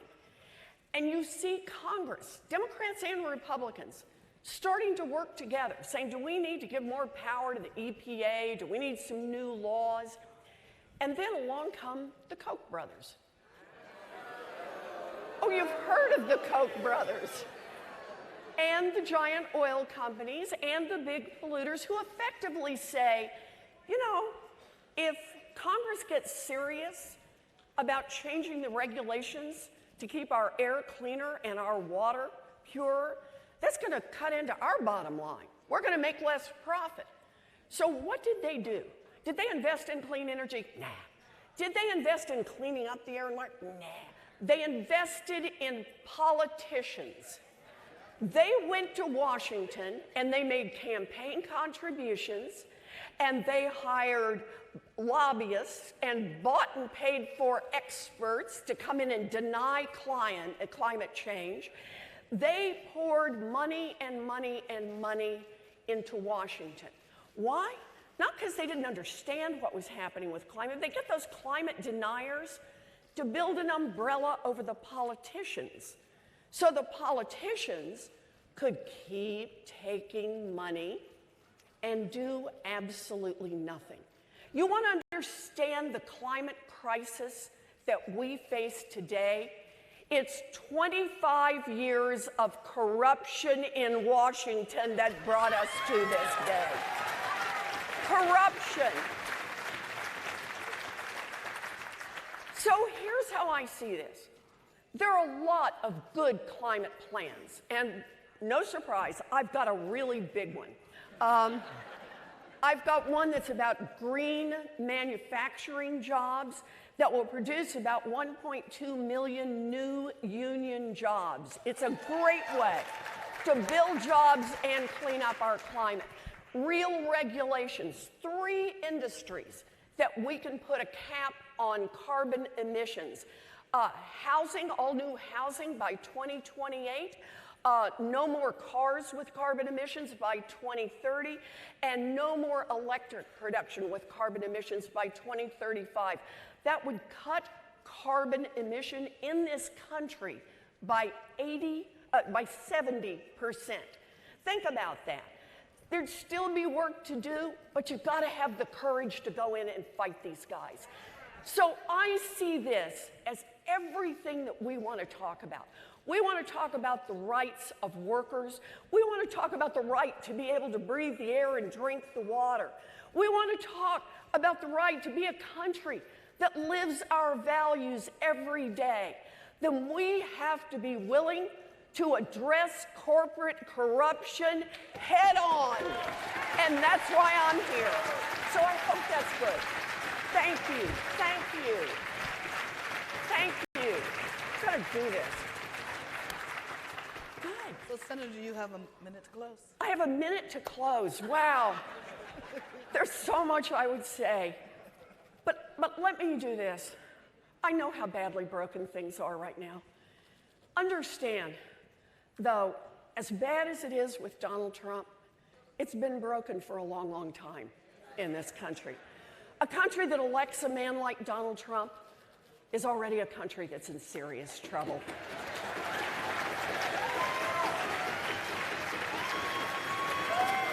Yep.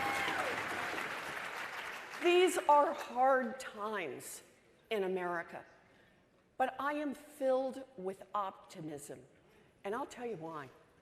Because today, I don't care how much money they have on the other side. I don't care about how upset the corporate CEOs and the billionaires are.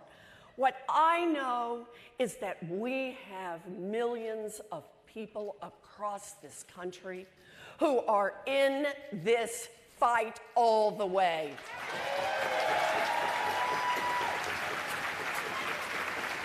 They are in this fight to build an America that doesn't just work for a thinner and thinner slice at the top.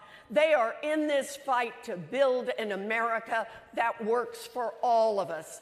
I'm counting on you in this fight, and you can count on me. Because shoulder to shoulder, that's how we're going to make this the country of our best values, the country where every one of our children gets a real chance to succeed in this world. So thank you. I'm in this fight all the way. Thank you. Thank you. You can go out this way.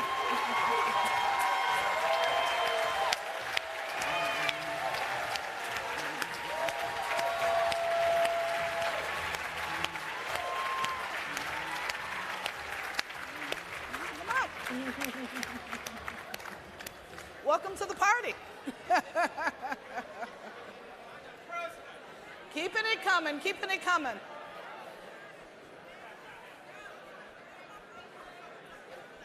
I'd like to now introduce up to the stage Peter Diegues. Here he is. Hey, Peter. Hello, brothers and sisters. Hello. Come on. Get up. My name is Peter Diegues, and I come from the great state of Texas. All right. I come from a union family, and I come from a family full of immigrants. When my father came to this country, he found it very difficult to find a job because he was a Latino. But he did, and this is despite having a degree. He got a job at a steel mill, local steel mill, worked hard, and became very active in the union, and became very active as a union steward, a very powerful union steward. That's right, I'm a second-generation union steward.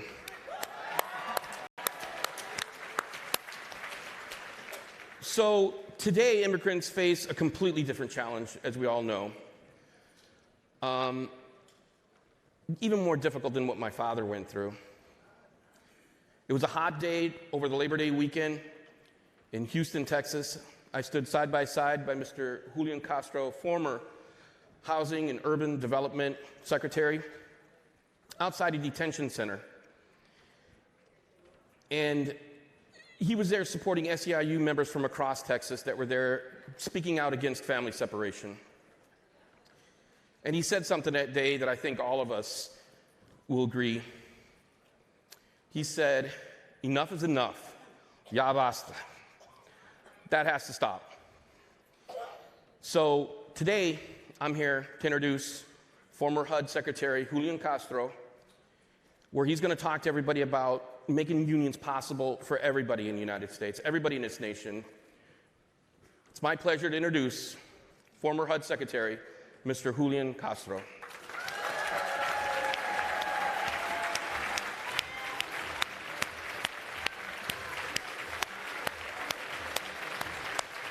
Thank you for being here. Thank you very much. Hey. Buenas tardes. Good afternoon. First of all, thank you so much, Peter, for that introduction and for your activism. And to all of the men and women here of SEIU, gracias. Thank you for what you do each and every day to strengthen not only labor in our country and in your own communities, but to help ensure that workers everywhere are able to earn a good wage and good benefits and provide for their families and make America better than it's ever been before. So my story is, I bet, like a lot of the stories, family stories in here. You know, I grew up with a twin brother, Joaquin. Some of y'all may know my twin. He likes to say that the way to tell us apart is that I'm 1 minute uglier than he is. But I'm actually a minute older. We grew up on the west side of San Antonio with my mother and my grandmother. My grandmother was a Mexican immigrant. She came over when she was 7 years old in 1922 with her little sister because their parents had died. She never finished elementary school in San Antonio, Texas. Because of that, she worked as a maid, a cook, and a babysitter for her whole career. She raised my mom as a single parent, and my mother raised my brother and me as a single parent. My brother and I are proud products of the public schools of Texas. We had the opportunity to go off to college and to law school and to come back home and become the first in our family to be professionals as lawyers, and then both go into public service, me into the city council and mayor and HUD secretary, and my brother Joaquin to the state legislature and eventually to Congress. And to me, it's amazing to think that just 2 generations after my grandmother got to this country, with almost nothing, like I bet a lot of your family members did, or some of you, that one of her grandsons is now a member of the United States Congress representing the neighborhood that she came to. And the other one is here asking for your support to be President of the United States of America. That is what's possible in our country. But it's only possible if we work toward prosperity for everybody in the United States. I want an America where everyone counts. And throughout my time in public service, I'm proud that I have worked with labor, especially with SEIU when they were organizing in San Antonio, so that everybody could work and get good wages, good benefits, be able to provide for their families, and could have justice in our country. If I'm president, I want to make sure that we do the same thing. And I look forward to the conversation that we're going to have here today about how we do that. Gracias. Thank you very much.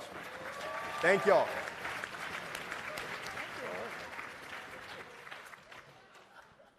Thank you, Mr. Secretary. Oh, you're ready to go. Got the mic. Hi, my name is Carolyn Carpenter. I am a family daycare provider and early childhood educator. That's my table. You got your crew over there. Yeah, all right, there you go. I'm a mother of 4 and a proud member of SEIU Local 521.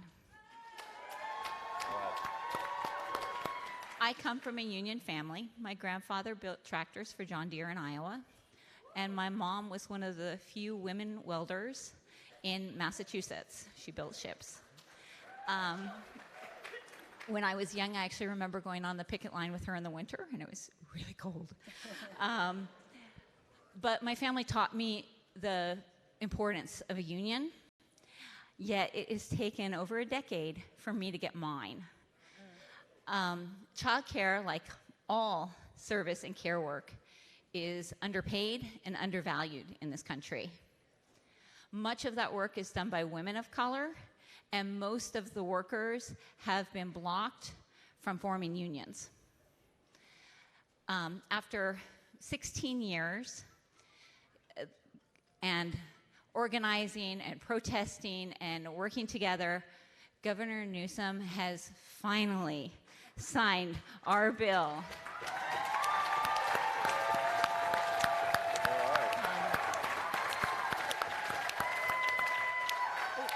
So that we can join together and form our union. It shouldn't have taken us this long. You know, my question to you is that I know you have a child care, plan, but it doesn't include me or my coworkers. And if you are elected, what would you do to make it easier for workers who have been historically blocked from forming unions to join together and get a seat at the table? Yeah. First of all, thank you so much for the question. And your experience going to picket lines with your mom reminds me of my experience. I My mother was a hellraiser when she was young. She was part of the old Chicano movement of the late 1960s and early 1970s. And, you know, my brother Joaquin and I would get dragged to rallies and speeches and marches, and I'm sure you know how that goes. But what was born out of that, I think for both of us, is a commitment to make sure that everybody can have justice and have what they need to be able to prosper. So I think we need to do two things. Number one, we need to make it easier for people to organize, to be part of a labor union, so that labor can fight for their wages and benefits, including opportunity to get child care. I support the PRO Act. I support other measures, both in the private and public sector, that will allow folks to more easily organize, things like card check. And also, I will make sure that we appoint people to the National Labor Relations Board who understand the value of unions in our country and are going to make favorable decisions when they have to make tough decisions. I'm going to appoint a Secretary of Labor that actually believes in labor organizations and one that will work with unions. So that's one thing. We need to make that easier. Secondly, I put out a Working Families First plan a couple of months ago that includes all Americans in terms of getting child care. What I would do is that I would create an inheritance tax to replace the estate tax and the gift tax that would start at $2 million and upward and be taxed on folks who inherit wealth. And then secondly, I proposed a wealth inequality tax that would apply to the top 0.1% of Americans, folks who have assets of $40 million and greater. And part of what we would do with that is to create universal child care, where no matter who you are, the most that you would have to pay would be 7% of your income on an annual basis for child care, which, as you know, is a lot less than what child care costs right now. Right?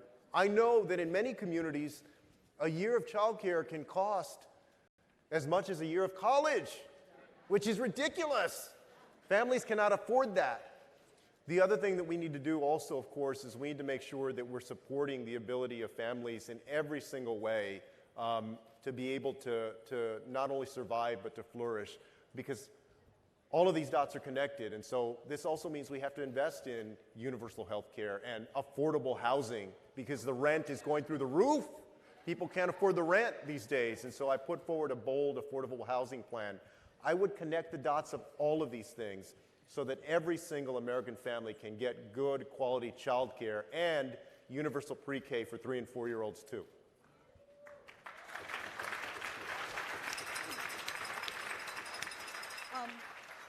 Secretary Castro, can you explain a little bit more how the policies that you're talking about actually creates good jobs for child care workers and other workers? Because I heard the part about good quality child care, but one thing that I think the sister was saying was we got to make sure that those child care workers all over the country have a chance for a union.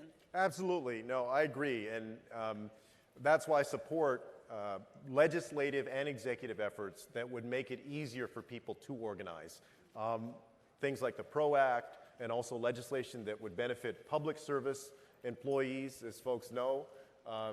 In the public sector, we're still grappling with the fallout of the Janus decision and what that's going to mean in the long term. Right now, the unions, labor seems to be rolling with the punches, but we don't want labor to have to take punches. We want them to flourish.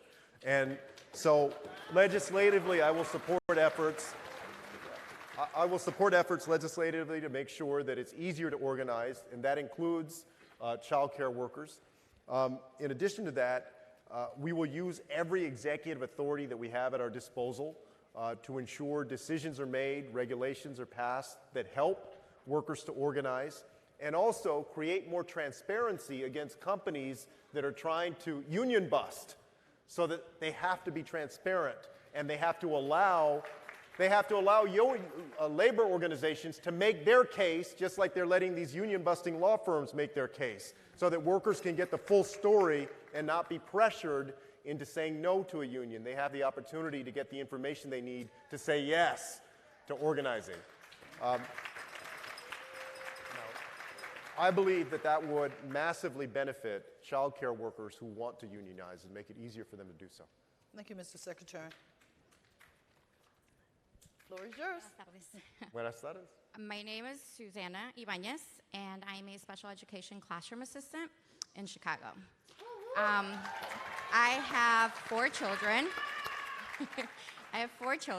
And I've been with Chicago Public Schools for 12 years, and a proud member of SEIU Local 73 for the past 6 years. My school is like my second home, literally. My mom had worked there for 27 years, even when I was in school there, and now my husband's taking that position. So you could say we're public schools, family tradition. While I love my profession and the students that I teach, I'm worried about our system. Our schools are chronically underfunded. At my large school, we only have 1 janitor and 1 security guard. Our school nurse is only there occasionally, and we don't even have a library anymore. It's not right. Children deserve a clean, safe home. It's the environment that they have to go to. Also, Chicago cost of living is very high.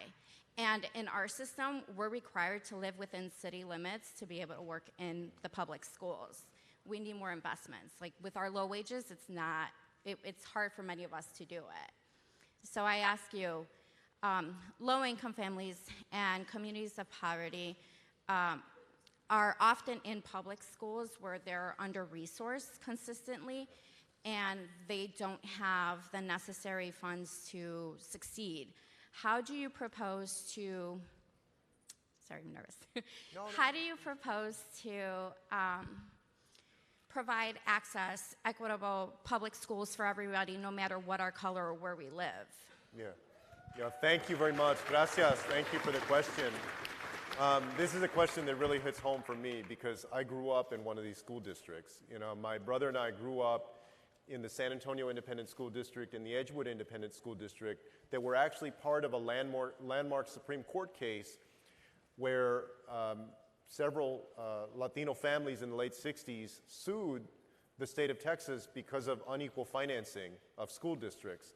And these property poor, so to speak, school districts were getting shortchanged in how they were financed. And what's amazing is that even today, we have a lot of the same problems that we had back then in terms of kids being shortchanged. Buildings that are falling apart, textbooks that are decades old, they don't have sufficient equipment, and also teachers that are habitually underpaid. I know this as well because my father was a public school teacher for 31 years, and my wife, Erica, has been a public school educator for 16 years.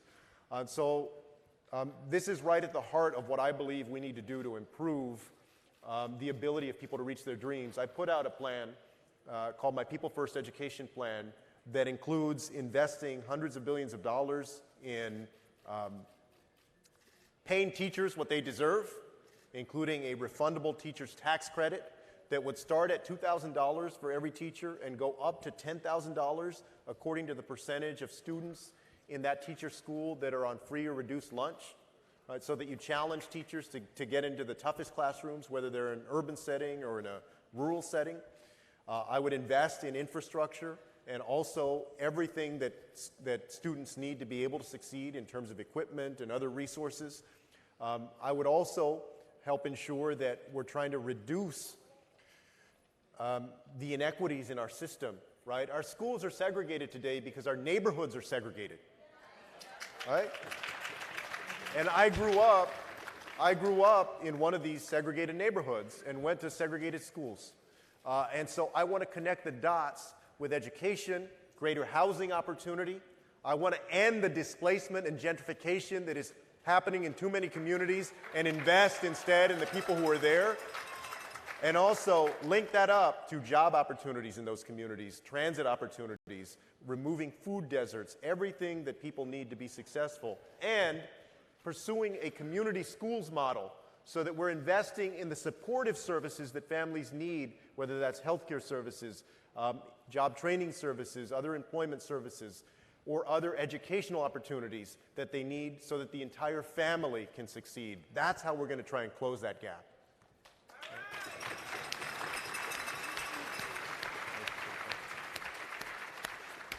Thank you, Mr. Secretary. I want to call your attention to Mike 2. Good afternoon. My name is Stephanie Shufelt, and I have worked at Providence Milwaukee Hospital in Oregon for 14 years.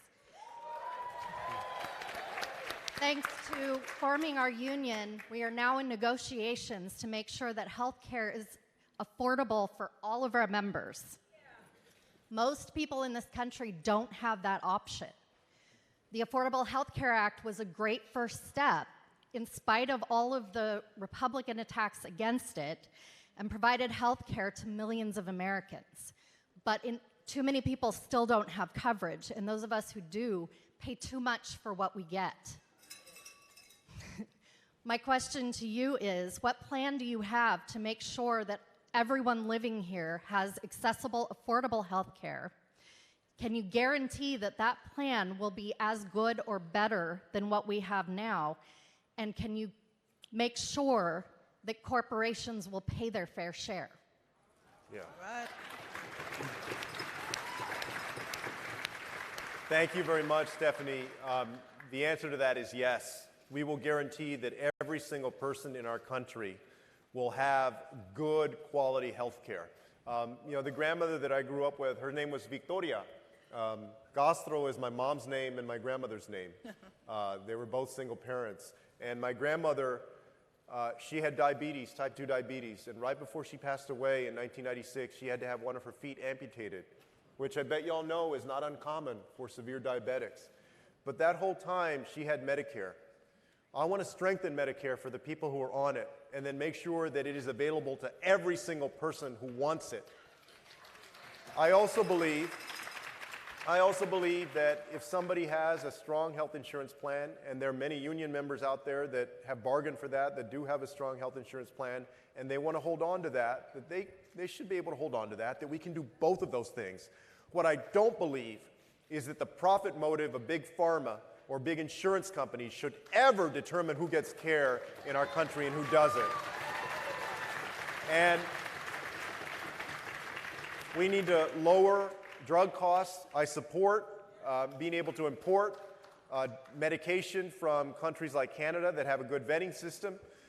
The federal government directly negotiating drug prices, closing these patent loopholes that have allowed drug companies to just re-up their patents to keep drugs away from the generic market. We need to end that and allow those generics to be sold more cheaply. There is no reason that insulin should cost 10 times as much in the United States as it does in Canada, or that anybody should have to go to Mexico to get procedures or medication done. And what I want is, I want somebody who is in the position of my grandmother, who is staring at a chronic condition that they're going to have to manage, to be able to know, with no questions asked, that they're going to have good quality health care for themselves and for their family, to have that peace of mind. That's what I'll do as president.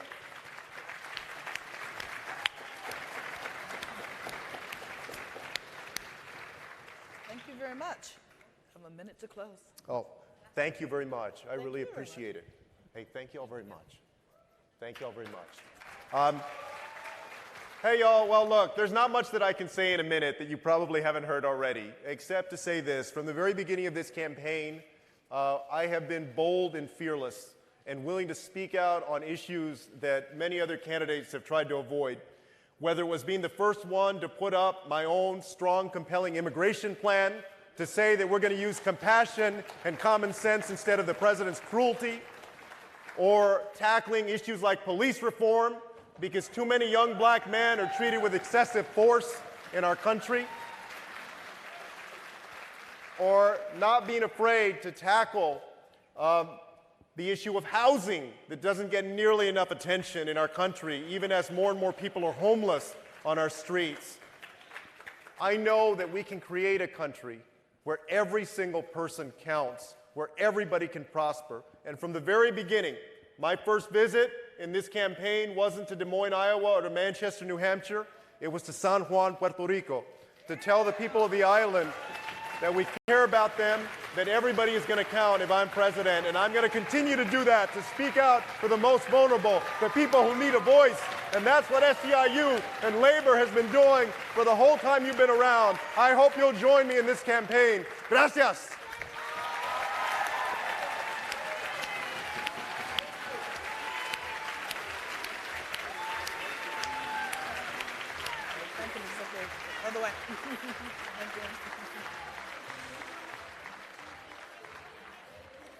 Thank you, Mr. Secretary.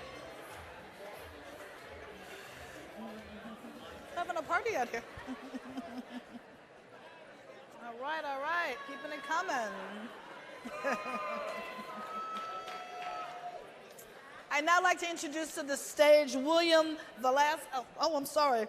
Alvarez from 32.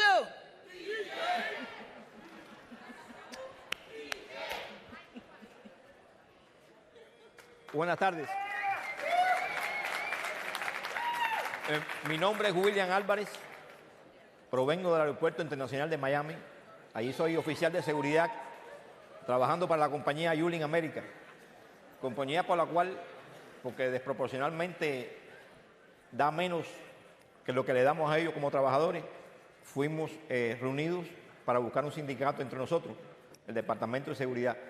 Y es por eso que fuimos a una huelga en la cual recibimos la visita de un senador, Cory Booker, que está con nosotros aquí hoy presente y lo estamos presentando para que venga y se haga presente aquí y nos dé nuevamente aquel apoyo que tuvimos cuando él se presentó levantando letreros y ayudando a los pobres trabajadores que pedían esos derechos laborales. Sin más, únanse a la bienvenida para el senador Cory Booker.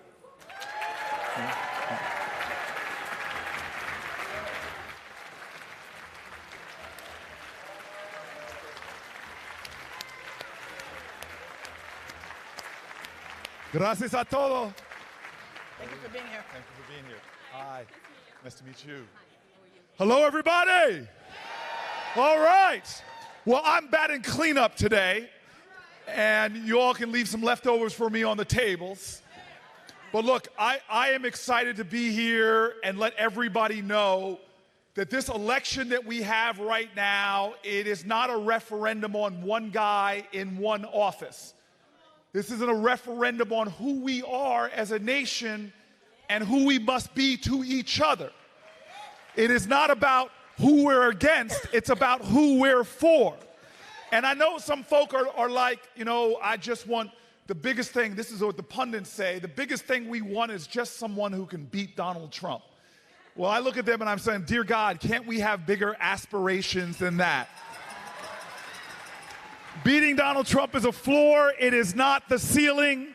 Beating Donald Trump gets us out of the valley, but it does not get us to the mountaintop. And so I want you to know, I made a decision with my life decades ago. I was coming out of law school, and you know, I was coming out of a fancy law school called Yale. My dad's not impressed with me. He's like, boy, you got more degrees in the month of July, but you ain't hot. Life is not about the degrees you get, it's about the service you give. And so 20 years ago, plus, I moved into the Central Ward of Newark, New Jersey. I live in a community that works hard, and we do not mistake wealth with worth. I live in a community that the median income is below the poverty line. And I watch that this nation, I do not aspire to go back to the days, the glorious days before Donald Trump was president. I want to go forward to the days that communities like mine and communities all across this country truly have liberty and justice for all. Because we live in a nation where what this union is fighting for, you're not just fighting for the rights of workers, you're fighting to make this nation live up to its promise. And when you fight for work with dignity, you transform not just a family's life, you've transformed neighborhoods, you transform cities, you transform this nation. And what people don't understand is you can't separate out these issues. There is an intersectionality to everything we're going to talk about in my short time. From racism and bigotry to a criminal justice system that, as my friend says, treats you better if you're rich and guilty than if you're poor and innocent, to the injustice of having a community where people work full-time jobs, but then I see them with the dignity-stripping reality at my corner bodega of still needing food stamps to feed their families. To living in a community that we don't talk about enough, that the leading cause of death for my children, black children and Latino children in my community is murder, to seeing a community like mine and like all over this country where we live with such savage environmental injustice that people do not know if they can trust the water coming out of their tap. This union is standing up for the fundamental ideal that the power of the people is greater than the people in power. This election is about us, not him, and let's make sure we make this country be who we say we are, a nation of liberty and justice for all. Thank you. Great. Thank you. Hi, my name is Lisa McShane, and I'm an adjunct professor at Anne Arundel Community College in Maryland, where I've been teaching for the last 5 years. I'm an English professor, and prior to that, I was a public school teacher. I left to teach higher education because that's really where my passion is. Despite having 2 master's degrees and over 10 years of teaching experience and being a highly qualified teacher, I cannot get hired for a full-time position at my college. And being an adjunct professor is challenging. Whether it's low wages or erratic scheduling, I worry about how I'm going to take care of my family. I'm a single mom, and I make $15,000 a year. I've had to go on Medicaid and look for a second job because the healthcare benefits at my college are non-existent for adjunct faculty. This is the state of higher education right now, and it is not working for the workers or for the students. We are at our breaking points. When I was a public school teacher, I belonged to a union, and I had higher wages, I had health benefits, and I had job security. We need that at the higher education level as well.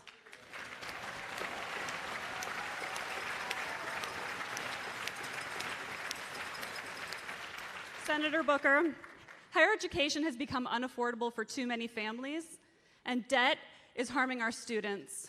It's great to see our elected officials are recognizing this. However, there's another side to the story.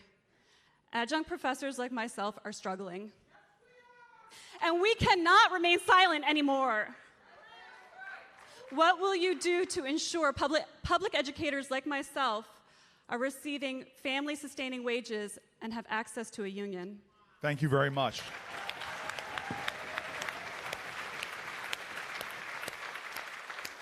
So, first of all, everyone who works should have access to a union. And efforts that are going on right now to stop it, to deny it, from the so-called right-to-work states all the way to the most recent decision from the National Labor Relations Board that stopped your ability to organize unions. This is absolutely wrong. I am here right now because a black man coming from the South who moved up to the assembly lines in Ford Motor Company, my grandfather had the right to join a union, the UAW. I am here because of union jobs and union labor. So very simply, this is the thing that I'm going to do as your president. We've seen union membership go down in this country, and we've seen economic security being devastated and stratifications in wealth grow. That will stop as your president. I will make sure that we begin from the National Labor Relations Board, which I'm going to change, and they're going to reverse this decision to allow you to organize a union on my watch, all the way to federal judges and Supreme Court judges that are going to begin to uphold the power of people to organize unions in the United States of America. And even more than this, we need to make sure that people who have student loans to pay, like you do, that we forgive your loans when you're in public service professions.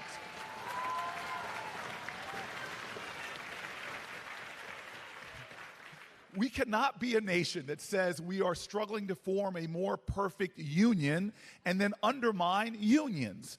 As President of the United States, I will make sure we empower unions. I will make sure that the right to organize is fundamental. I will check corporate power and actually go after and prosecute corporations that violate the law, stopping people from organizing unions. And college campuses should be organized. College campuses should have unions. It's not just adjunct professors, it's also TAs and people that are out there doing work but getting substandard pay and having to struggle below the poverty line when they too are trying to support families and have their American dream.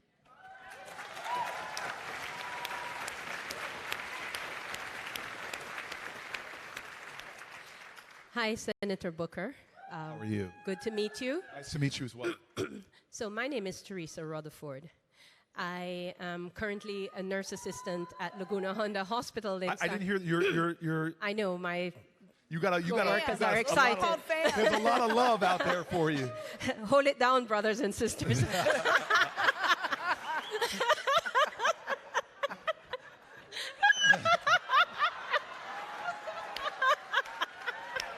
All right, I can hear you now. I can hear you now. So I'm a nurse assistant at Laguna Honda. I work, my employer is San Francisco Department of Health. And I'm also a homeowner. I'm also a member, proud member of SEIU 10-1.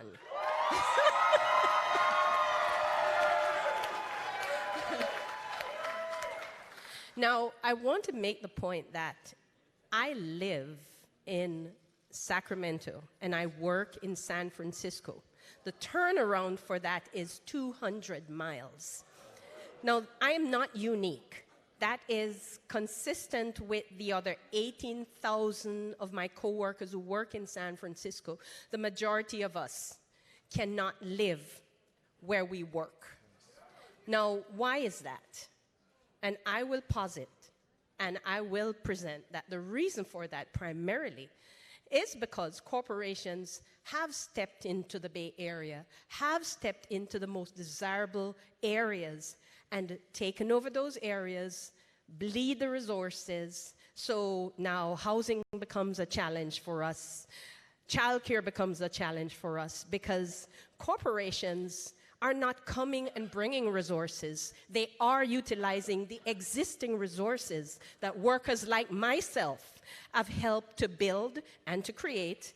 And so now we do the work, we service the community, but we don't get the chance or the opportunity to live there.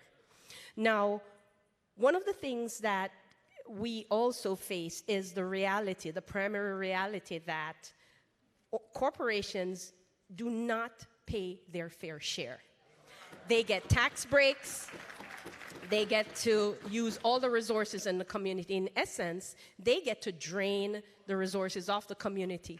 And what is happening is ordinary homeowners, I'm one of the few fortunate people to own a home in California, but at the same time, there is the anomaly that I am paying the same rate of taxes, the corporation is paying the same rate of taxes, rather, as myself. That's an inequitable process. That's not fair. That's wrong. And so California has embarked on a process to mobilizing around reforming Prop 13. Yes. And it's called Schools and Communities First. And the idea of that is to bring things back into, create fairness, and to hold the corporations accountable, and to make corporations put back the resources that they're taking out of the communities by paying their fair share of the taxes. My question to you is, if you become president, what will you do to create that fairness? What will you do to hold corporations accountable? And what will you do to make sure that they pay their fair share of taxes? Thank you very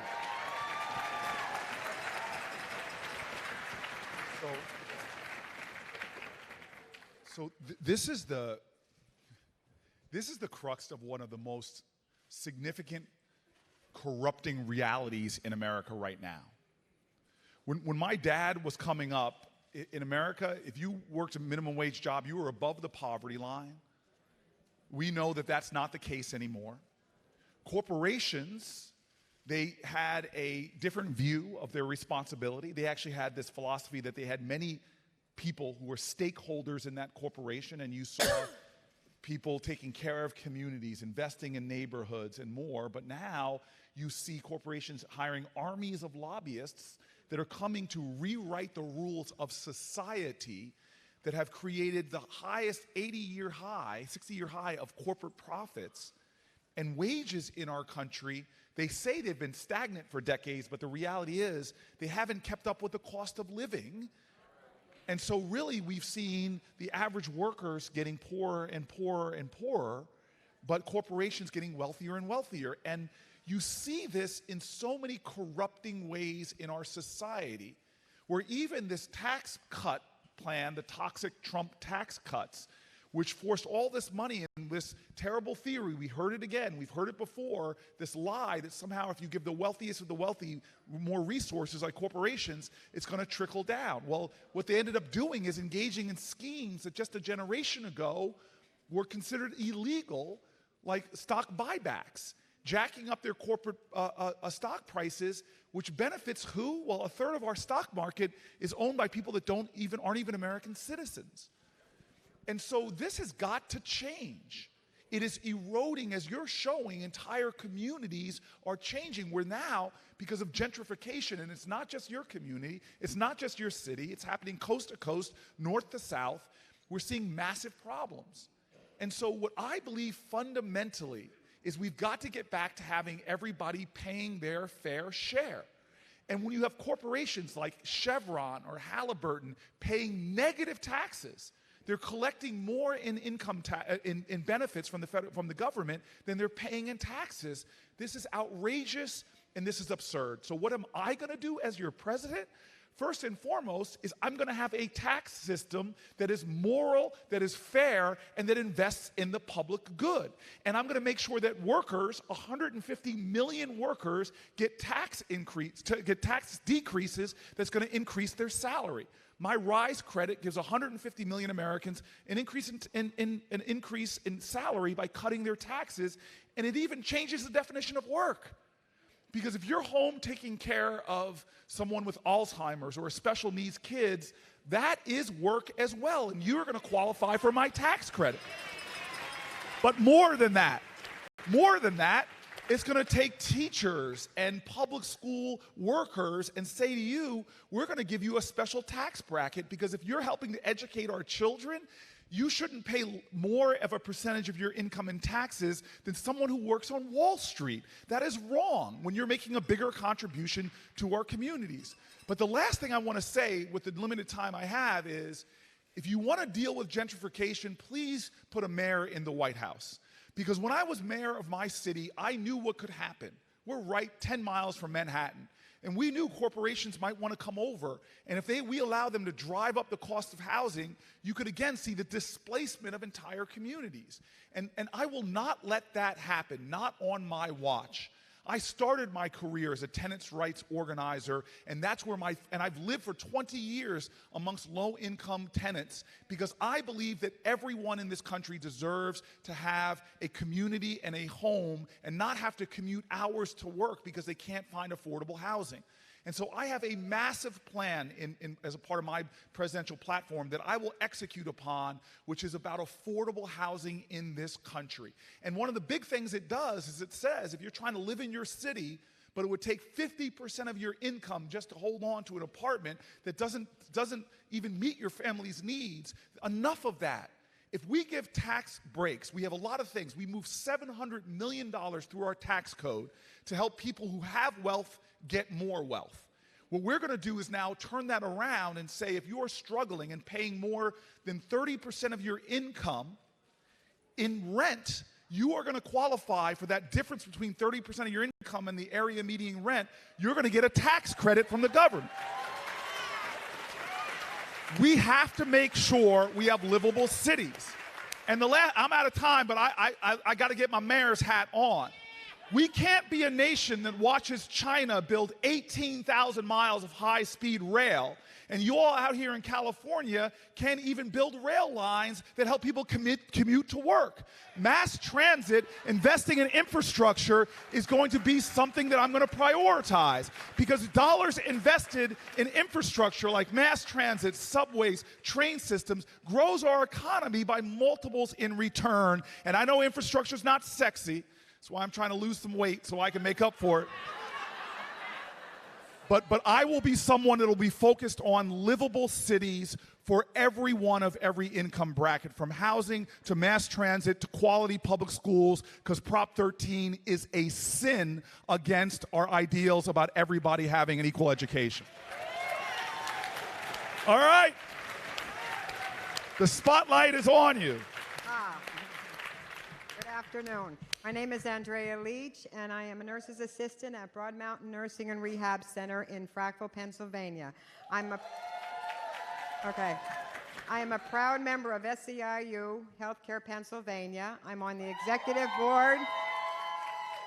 I also serve on a committee for racial justice, social, and economical justice. We recently did a poll of our SEIU members to see what issues they had, what their concerns were, and criminal justice was one of them. Our members are really concerned about police brutality, inequality in sentencing, and the criminalization of black and brown people. So in your first 100 days of you being president, how would you dismantle systems that over-criminalize and over-incarcerate our black and brown people? So hold on. So if you want to know what somebody's going to do in the future, check out what they've done in the past. It's easy to tell you what you want to hear, but let me just tell you, my whole life has been about trying to end this system of mass incarceration that has us in the distraught present right now, that there are more black people now in America who are under criminal supervision, in jail, prison, probation, parole. More black people in America now are under criminal supervision than all the slaves in 1850.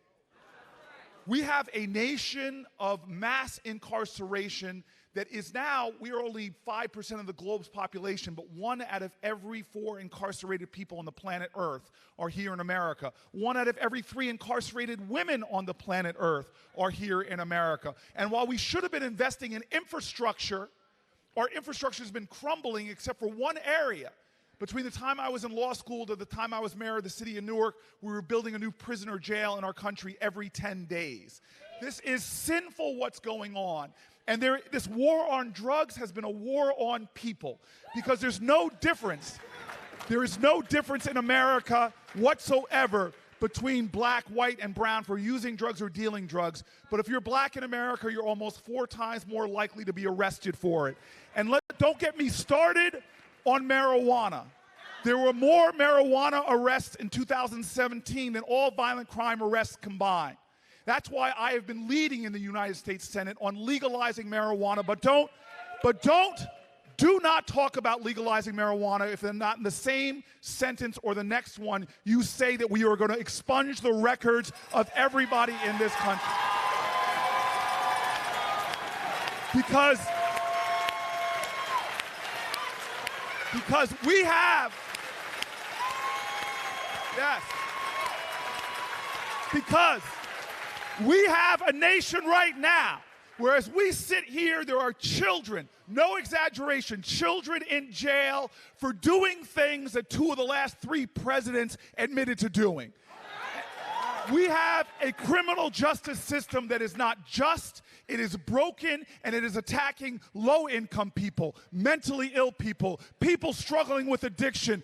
It's attacking women who are survivors of sexual assault, because 86% of women who are incarcerated are survivors of sexual assault. So put me in the White House, because I'm tearing down this system.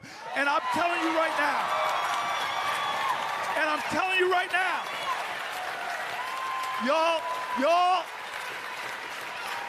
y'all have had a lot of candidates up here. But I have challenged this entire Democratic Party field to do not be like this president, that waits for Kim Kardashian or Kanye West to roll up. There are 17,000 federal prisoners who are unjustly incarcerated today. If I am your president, I will give a pathway to liberation on the first week I'm in office, a pathway to liberation for the 17,000 people that are in prison on bogus marijuana charges. 17,000 people that are in prison because of the crack cocaine, powder cocaine disparity. 17,000 people that we know are unjustly incarcerated, assaulting the liberty in a nation where that is our most sacrosanct ideal. And I'm not stopping there. You want to talk about workers' rights? To allow someone who's been convicted of a nonviolent drug offense for the rest of their life. They can't get a job, they can't get a loan from a bank, they can't get a business license. When I am now the President of the United States, we are the largest employer in America, federal government and federal contractors. And this union is right. You have a lot of power as president to demand that if you're a federal contractor, you're going to pay your employees a living wage. If you are a federal contractor, we can make sure that you allow your unions to organize. But if I'm the president, I'm going to make sure that we ban that box for everyone who's applying for a job to make sure we have employees. And this is my last question, so I see that. I see para, I see stop right there. So I want to tell you right now, Frederick Douglass said it, those who deprecate agitation but yet profess to favor freedom are those who want the ocean without its thunder and roar, those who want crops without the tilling of the soil. We live in a nation where we've never waited for a president to make change. We've never waited for senators to make change. We got women's right to vote not because a bunch of men in 1920 got together on the Senate floor and said, hey fellas, let's give women the right to vote. That's not how it happened. We didn't get civil rights. We didn't get civil rights because we waited for Strom Thurmond to change his mind. We are here because people united will never be defeated. We are here because of organizing. We are here because of organizing. This is our country. This is our nation. We must stand. We must fight. We must organize. We must love one another. That's how we get the victory. Thank you. Good job.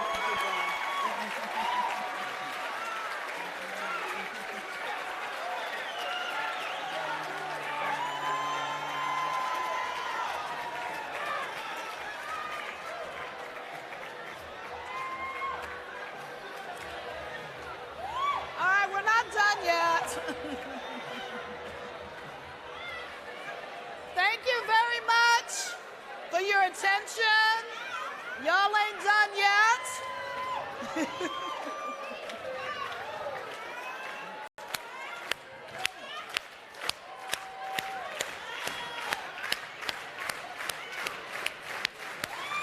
Thank you, thank you. Let's give one more round of applause to all the questioners, all the interviewers.